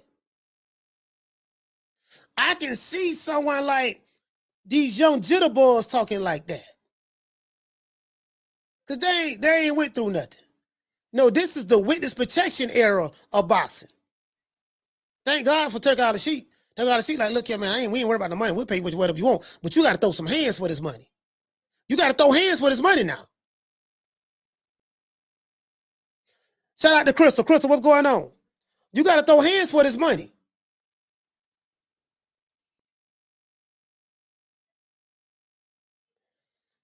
Yeah, man. Let's say hypothetically, if he was back there with Duran them, he'll knock Duran out. But I listen to some of these dudes in these chats, and he call the boxing boys, and I listen to some of these dudes, these YouTube channels, some of the stuff they be saying, and it's just blasphemy. They just make me shame.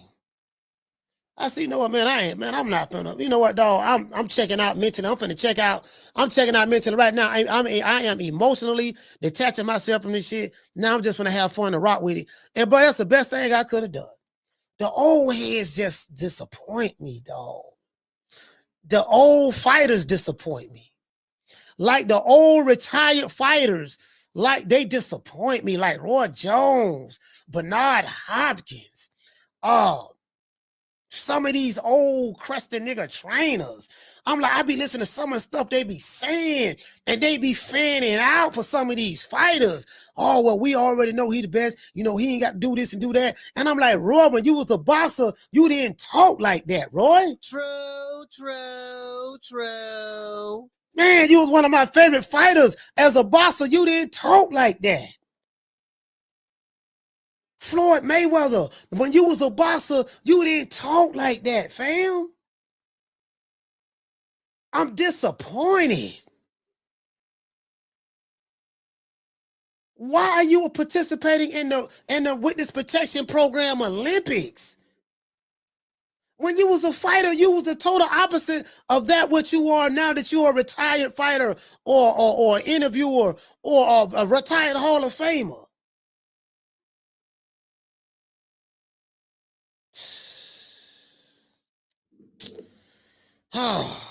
The old crescent niggas just let me down, dog. Like, I can't. The old niggas, I can't listen to the old niggas no more. I'm done.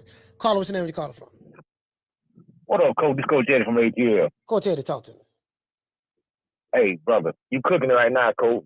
Like I say, this is what I always say. Shout out to the Maidicans, the gatekeepers, and the journeymen, because they don't get pick and choose. They just gotta take whatever they get. They don't dictate no terms. You know, they can't pick what type of gloves they want. They can't pick the ring size. They just got to show up. They might be driving a forklift on Monday. Be like, hey, you want to fight on Friday? Yeah, how much? Who you fighting? I don't care. Send me the contract. They ain't trying. They ain't taking no smoke. The Maidicans don't. They the toughest dudes in boxing, Coach, because they know they gonna lose. They don't duck no smoke. They know they gonna get knocked out. And if they do win, they know they gonna get robbed, and they still take the fight. Them are some of the toughest dudes in boxing. These dudes got named Maidicans and journey. Like I say, at the end of the day, we got to put some respect on their name. Even though we call them cans, if it wasn't for the cans, we wouldn't have all these superstars. But the cans are what keep the sport alive, man. At the end of the day. Yeah. I just, it just, I'm like, I'm over here holding the line, and I realize, I said, you know what, man, these niggas don't. It's a different era. My old school retired fighters, they don't let me something out. Now it's one fighter still holding the line. And that's my main man, James Lights Out Tony. James Tony, lights out, boy. He ain't went soft for me. Lights out, like, no, man, but the rest of these dudes, these old retired fighters that I used to look up to, man, they just don't got, man. Not all of them, but some of them, they just like, man, okay, like, some of them, they just like, man, I'm disappointed. I'm disappointed, man. I'm hurt. I heard you talking about a fighter that used to come in like James Tony. This how good he was. James could be totally out of shape, fatter than the butterball turkey, and still go up and fight heavyweight. That dude campaigned at heavyweight. He fought Sam Peters. Yeah. He fought Evander Holyfield. This dude started his career off as a middleweight and went all the way up to heavyweight and stayed there for a long time. And when hit no heavy bag and do no roll work, all he did was spar. No, he did road work. I interviewed James Tony. I asked him that question. I said, is it true that you didn't do road work? He said, no, that's a lie. I did road work all the time. That's what he said. Yeah, but it seemed like he did. I don't know. James was like one of them guys. He seemed like especially when he got the heavyweight, it seemed like he didn't run out of gas, and they say, he come.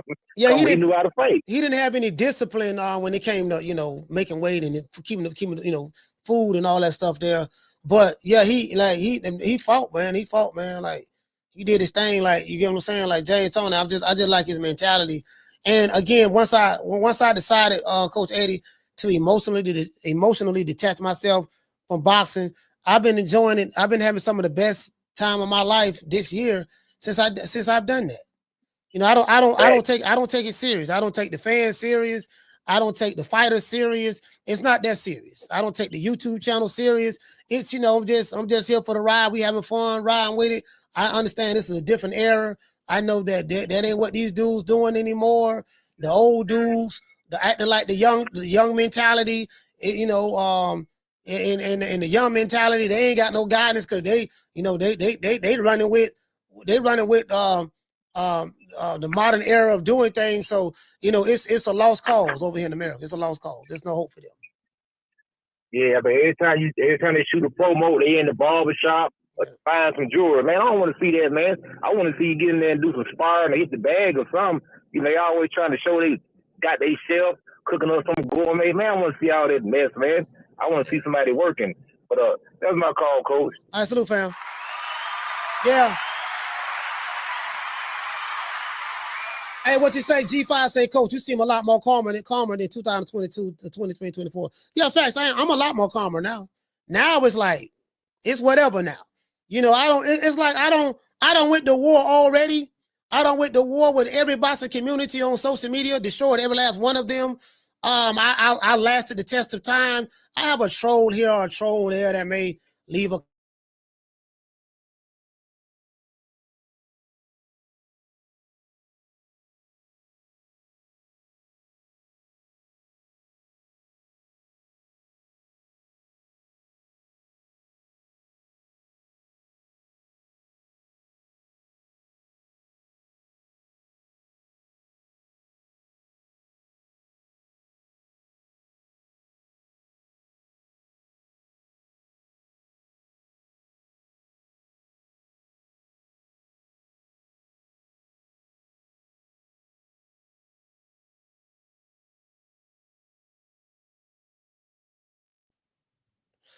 All right, am I back? I don't know if I'm back or not. The power went out. Let me see. Can I take this off?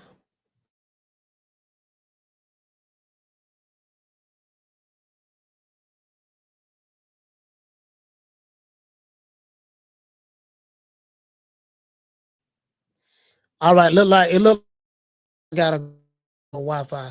That hardwired, the power went out. The power just went out, so hold on, let me see something. Can you guys hear me? Let me do this. All right, you know what? Look like the power went out. Is it right? All right, the internet is strong now. Is it strong now?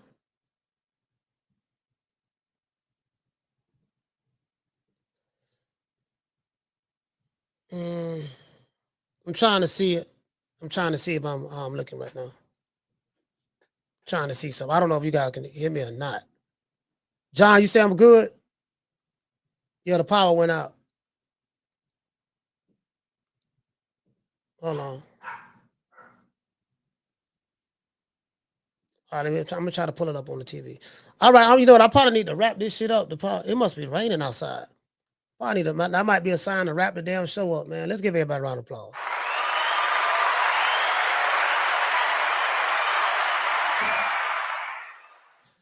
Yeah, man. But back to what I was saying. So yeah, I've been in the lights. Damn, I got the lights. Hold on, let's see what's up.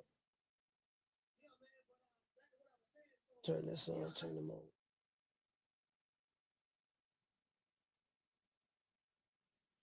I think that's it right there. Hold on. All right, hold on. That light. Oh, that light. Hold on. I got a light off.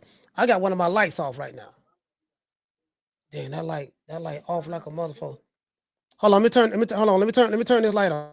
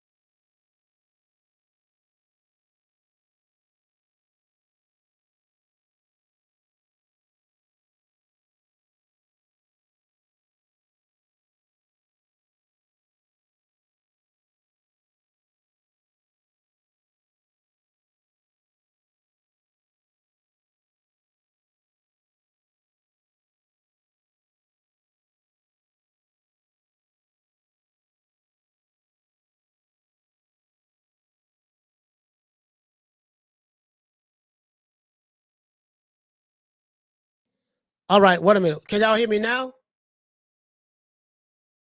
I don't know if y'all can hear me. Can y'all hear me now? Let me see.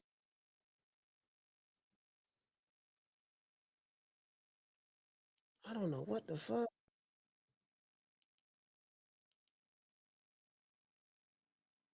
Let me see. I'm trying to see if y'all can hear me.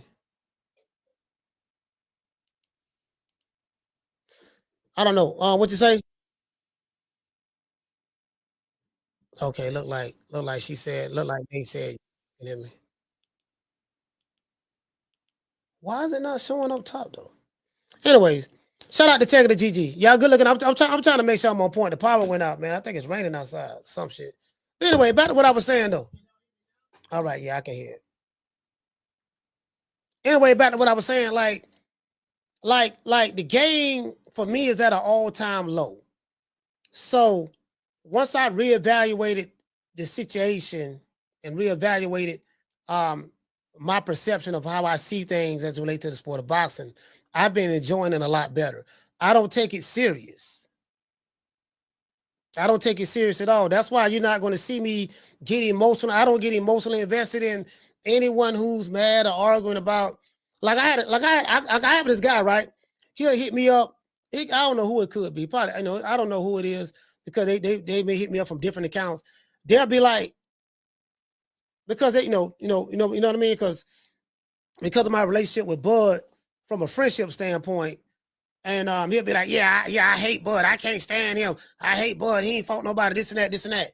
And he send me these messages all the time. And I'm like, okay, you don't like Bud. Like, I don't give a damn. You don't like Bud. The man got a net worth of $20 million. 18 to $20 million, something like that. He's finna get a buttload of money fighting Canelo. Like, I don't think he gives a damn about how you like him or not. And why are you telling me that? You're not hurting me because you telling me you don't like Terrence Crawford. I don't give a damn. Your dislike of him doesn't change the reality of your situation, sir. It's Canelo. I think it's Canelo fan. He's like, yeah, Canelo gonna do A, B, C, and D. And Canelo still don't know you.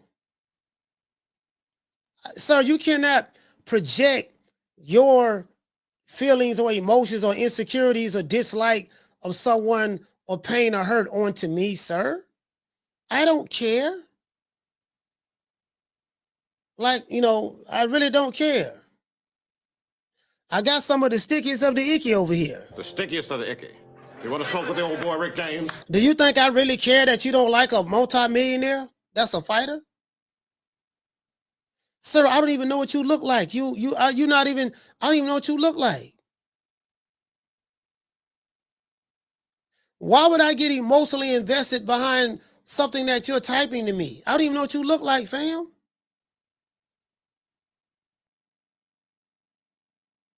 Yeah, nigga, I don't like such and such. And like bro, like this dude is religious with it. And I'm like, okay. True. I'm like, okay, you got a right to feel that way. Listen, hey, Tegra. Yeah, man, nigga, I don't like Bud. I'm sitting over there like, yeah. You don't like Bud, huh? All right, man, all right, that's cool, man. You got a right not to like him. I'm sitting there looking around. When you see me looking around like this on this show, I already don't checked out from anything that you're talking about at that point. When you see me looking around, I'm like, okay. Yeah, you don't like who? Okay, yeah, I hear you, dog. Yeah, man. Yeah, nigga, my fighter who don't know that I exist, he gonna do A, B, C, and D. I'm like, yeah. Lord have mercy, this shit right here, boy. Yeah, I'm like, yeah.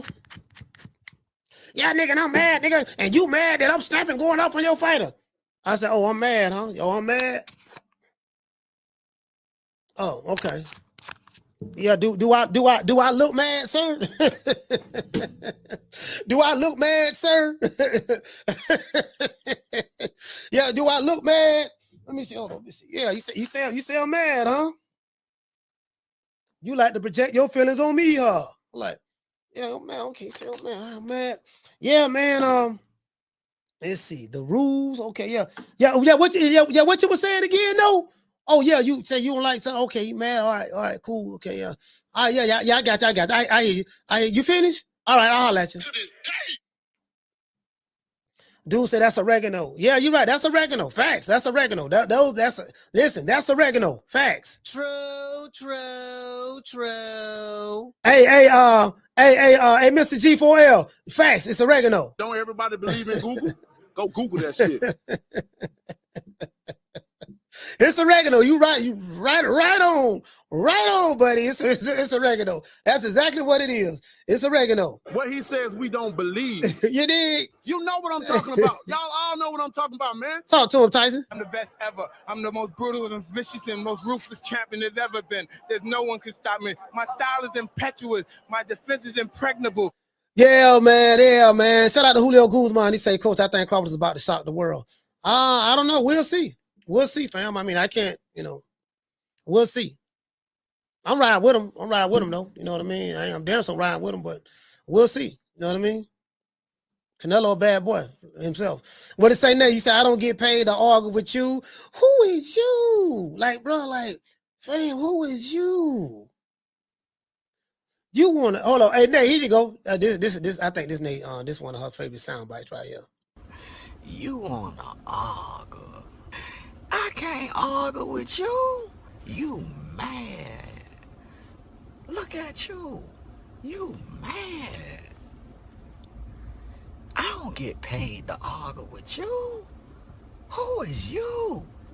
You ain't nobody. Yeah, man, I ain't finna be worried about you, man. Listen. I ain't finna be worried. I ain't finna be worried about you, fam. I'm gonna let Green Eyes P and Summer in November deal with you. Hey, I'm gonna let Green Eyes P and Summer in November deal with you. You ain't gonna get my attention. Who is you? You ain't nobody. All praise is due to the Most High. But before I say all praise due to the Most High, and sarcastically, well, I like to dedicate this show to the hood. I want to thank the whole hood who came out here. I love y'all. I did this for the hood. Y'all know I beat that boy. That's all I'm gonna do, fam. That's all I'm gonna do, fam. I'm like, that what you say? Okay, cool. Don't even worry about it, baby boy. And who's the next big star under Mayweather Promotions? Ooh, we have quite a few young guns, as I say, and I don't want to leave any names out, but we have a great roster of young talent, and we've been very selective about what we're doing, again, because when you have, an abundance of fighters, it's hard to kind of focus on.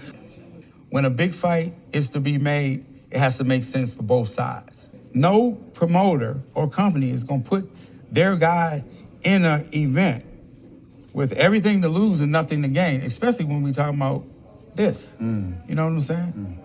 Interesting. Yeah, when them motherfuckers be capping, want to talk that flam, try to get back to, I be like, interesting. Yeah, nigga, I don't like him. And that's another thing. And, your fighter soft, and nobody care about him, and he ain't fought nobody, and we don't care about, and he broke. He really ain't got no money. Errol made all the money, and if it wasn't for Errol, this wouldn't have happened. And Canelo gonna do A, B, C, and D. And I be like, interesting. Interesting. Say the ugly dude. Hey, G5 just told y'all. He said, Coach, you're a lot more calmer than you was in 2023 and 2024. I am. I've been working on myself. I turned a new leaf, fam. I've turned the other cheek. Even my ops are upset. My ops are mad. My ops like, God damn, dog. Like we want to try to get that nigga in his feeling, dog. We trying to get to the nigga, and it ain't working. The man ain't even paying us no attention. I'm like, fam, you like shit on the bottom of my tennis shoes. You're like the ant that's hating on the elephant walking through the jungle. Elephants, I'm the elephant, you're the ant. Elephants don't worry. Elephants don't be walking like, yeah, dog, we got to be careful, dog. Them ants down there, they don't like that there, dog. You see that ant over there? You know, and they know I got bad vision. I got cataract in one of my eyes, but yeah, it's an ant over there. He sitting there talking trash. He mad, dog. It's a little ant over there. It's a little small ant. He 38 hot. He said he don't like the fact that when we be walking through the jungle, dog, that we be shaking the earth and the ground and all that stuff. They're stepping on that ant bed. He mad. He don't like that. The elephant ain't worried about the ant, fam. These niggas is ants. When I said you niggas, I'm talking about these trolls and shit. You niggas is ant. The nigga who be sending me messages all the time, nigga, you's an ant. I ain't thinking about you. You going out of your way to try to get my attention, fam. You ain't nobody. Like, come on, fam. I mean, let's be real. The fighter don't know you, fam. They look at you as a male groupie. I'm just telling you. You better not come to the fight. You mean the fight that you cannot afford to go to, sir? You know, when I go out of town, I'm spending $1,500 a pop. At least that. We talking about plane ticket, hotel, lunch, and dinner, and maybe and rent a car. $1,500 or more a pop. So you want me to believe that you're going to spend the equivalent of that to get to where I'm going at because you mad at me because I support a fighter that you don't like. Like for real, brother? Ran off on the floor twice. Third lane Tyrone, well, now this if you have a girlfriend. I doubt it. But if you have a girlfriend, you know third lane got your girl, right? You're taking your girl out, taking your girl out to eat. You do know that, right? You do know that you got to help your baby mama pay off that rental center furniture in that Section 8 apartment. You do know that, right? You do know that you got to replace man them cereal because you ate up all the children's cereal and drunk all the milk, drunk all the Kool-Aid, and you ate all the sugar for making the Kool-Aid. You do know you got to replace that, right? You have more important things to be worried about, sir, than to be worried about some goddamn millionaires who you like and who you don't like. Yeah. Oh, that look good.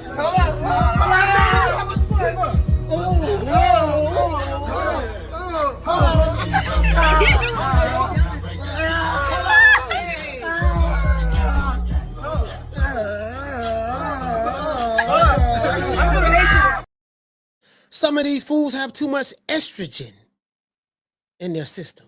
You need a testosterone injection. Your estrogen is getting the best of you, my brother. You need a testosterone injection. Your estrogen is getting the best of you, my brother. You are part of the estrogen-based anti-masculinity movement. Stop worrying about me with no shirt on. You are part of the estrogen-based anti-black masculinity movement. I just came from the beach in St. Croix. I took a dip with the ancestors. Is that all right with you, Negropean? I just took a dip with the ancestors. Is that all right with you, Negropean? I just took a dip with the ancestors in the ocean of St. Croix. Is that all right with you? Stop worrying about me and no shirt. Somebody get that brother some testosterone. Somebody get that brother some testosterone. His estrogen levels are a bit too high. That's what I see in boxing today. The niggas' estrogen levels are a bit too high. That's what it is. You get what I'm saying? Who you think he is? DJ Quick? No, huh? No, I ain't saying Kid Capri? I didn't say that. Oh, you must be Jimmy Walker. Blue, you ain't nothing. You don't deserve nothing. You don't get nothing. You get what I give you. I got a contract between me and you that say you do what I tell you to do. Therefore, shut the fuck. Don't say nothing. Don't speak to me. Don't look at me. I tell you something. Money, you know, I just say, Blue, if I raise up, gonna be trouble. Trouble. I'm walking off. Hey, shout out to Foodie. You know what I mean? Like, you know, I don't chill that a lot. It just said, I don't got a lot wiser now. Now it's like, it is what it is. I was like, man, you know what, man? I ain't nobody tripping on that there, man. I plead the fifth. I plead the fifth. 5, 1, 2, 3, 4, 5. Anything you say, 5. Go ahead, ask me a question. Did you? 5. I mean, it is what it is, man. Now, I run every kind of bitch, every kind of place, and I know one thing. When it comes down on you, you either collectivize or you run like a solitary rat. Hey, shout out to Talib. Talib, what's going on, fam? Hurting the group. I'm the best thing ever happened to this damn group. Nobody's bigger than the group. Y'all ain't stupid. I'm the one selling the records.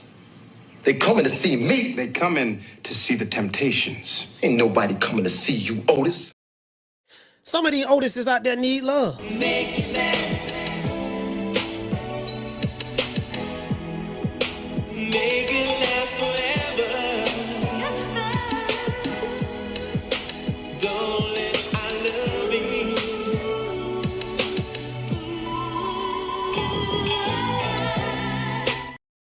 Estrogen. Some of these dudes' estrogen levels are getting the best of them. I love you. You love me. We're a happy family with a great big hug and a kiss from me to you. Won't you say you love me too? D-Block, what happened with you and Coach Malachi, bro? Oh, you already know. See, Two-Tone. When somebody talks shit about you, when they get so high. Hey, D-Block, the other day on his live, he had showed a tattoo of you got Tank Davis tattooed on you for real?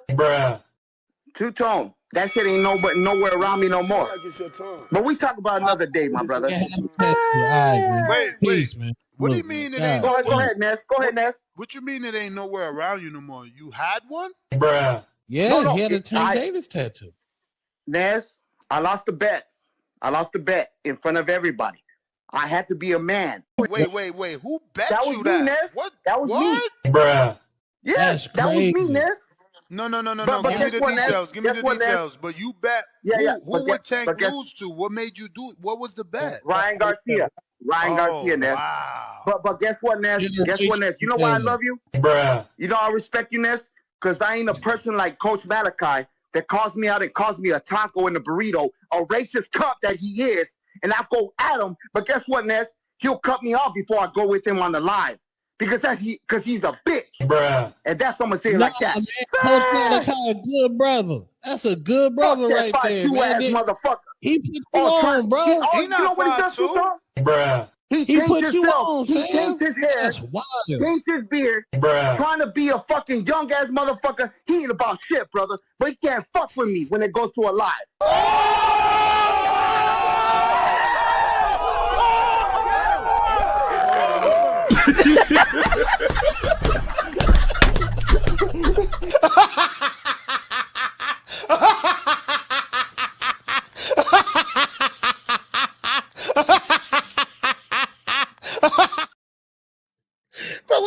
But that's what I gotta deal with. You get what I'm saying? Nobody on social media, YouTube bossing, go through what I go through. That's what I gotta deal with. I gotta deal with all that. I got male stalkers. I got dudes stalking me.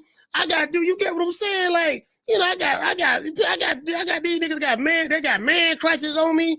You know, I got D-Block sending me messages to 1:30 in the morning. I got another dude telling me how much he hate Bud almost every day. I got another dude, I don't know what he got going on. 1 minute he like me, 1 minute he don't like me. I'm like, this what I'm going through. This what I'm going through. I have yet to get a DM from a tenderoni. I have yet to get a DM from a honey dip.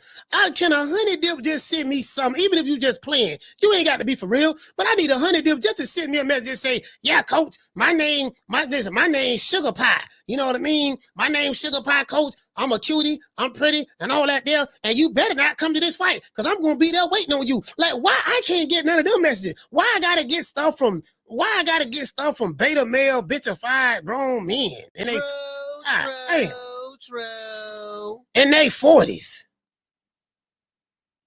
You get what I'm saying? Damn, you too old. You too old to be having a crush on a nigga. What, you got a man crush? You stalking me everywhere I go, dog? Okay, you made it abundantly clear you don't like me. Why are you still following me? Damn. I ain't into men, dog. I like women. I don't get fighters' names tattooed on my hand, or I don't wear Canelo draws that glow in the dark with his face on it. No, man, I'm into women, dog. I've been liking women for damn near half a century now, so I don't see that changing no time soon. You know, this ain't Man Crush Wednesdays or nothing like that. You get what I'm saying? I don't get down like that, fam. You know, I just want to throw that out there. Shout out to the tenant owners, the PYTs and the honey dips, and you know, shout out to the snowbirds.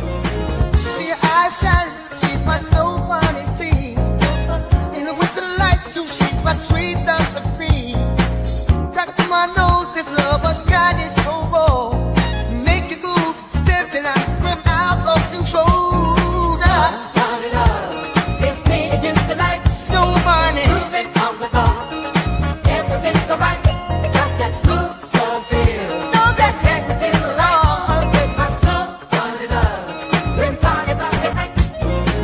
See her eyes shining, she's my snow bunny, please. In the winter lights, so she's my sweet dust of cream. Talk to my nose, this love has got it so raw. Make you lose, stepping out, rip out of control. Turn it up, it's me against the light. Snow bunny, moving on the bar.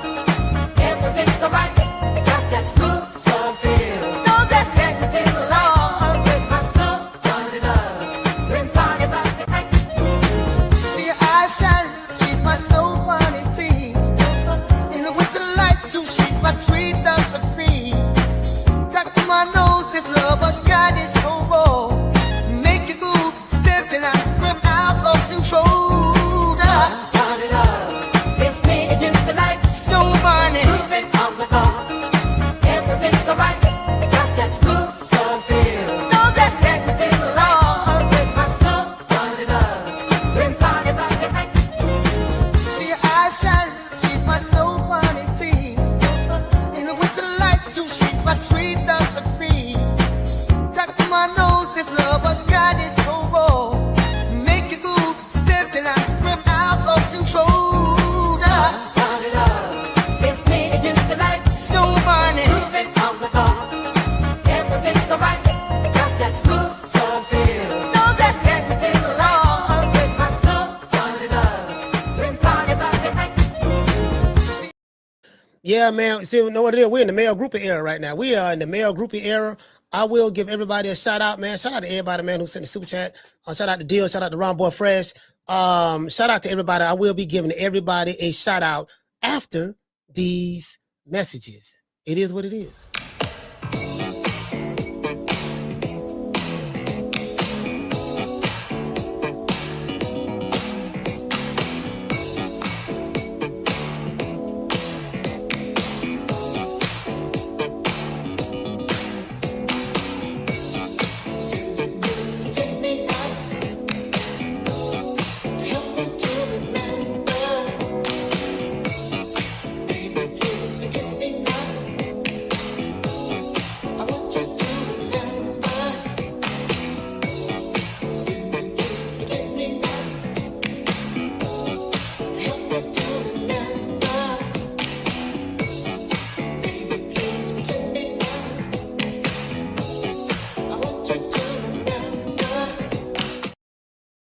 Hey, man, shout out to Mo Easy. Okay. Summer in November. Okay. Shout out to Miss Black Panther. Okay. Shout out to Al Money, always get money. Okay. Hannibal is in the building. Okay. Shout out to Mika Love 'em. Okay. I see a couple of trolls.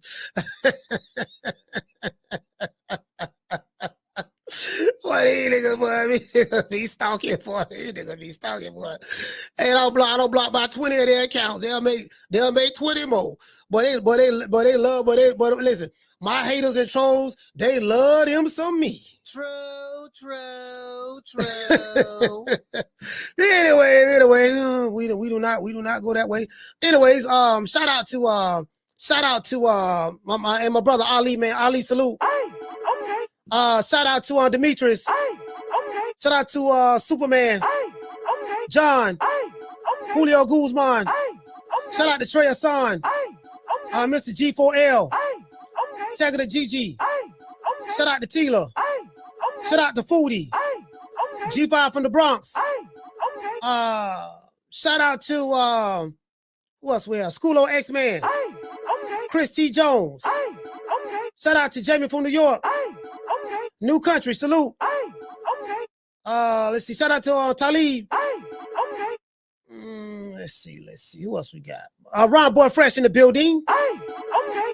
Mr. Corey Bradley. Hey, okay. Sebastian. Hey, okay. Shout out to your boy Mambo. Hey, okay. Who else we have? Hey, shout out to P-Los. P-Los, what's going on? Hey, okay. Mr. Lee Smith. Hey, okay. Nay the Great. Hey, okay. The one Mr. Ham. Hey, okay. Julio Guzman. Hey, okay. MB813. Hey, okay. Shout out to the Prince. Hey, okay. Man, bro, I'm trying to tell you, boy. Yeah, these niggas do it with no shame too. Schoolo. Hey, okay. Daniel Agnew. Hey, okay. I'm like, man, these dudes do it with no shame. Like, y'all ain't got no shame. Y'all niggas y'all niggas eat the meat down to the base. True. I know you like them, but god damn, y'all, you gotta eat the meat down to the base? Come up for air, nigga. You know my motto, don't beat me there, beat me there. Peace. See you guys on the next one. Man, I'm out of here, bro. Let's go. Man, I'm out of here, bro. Let's go.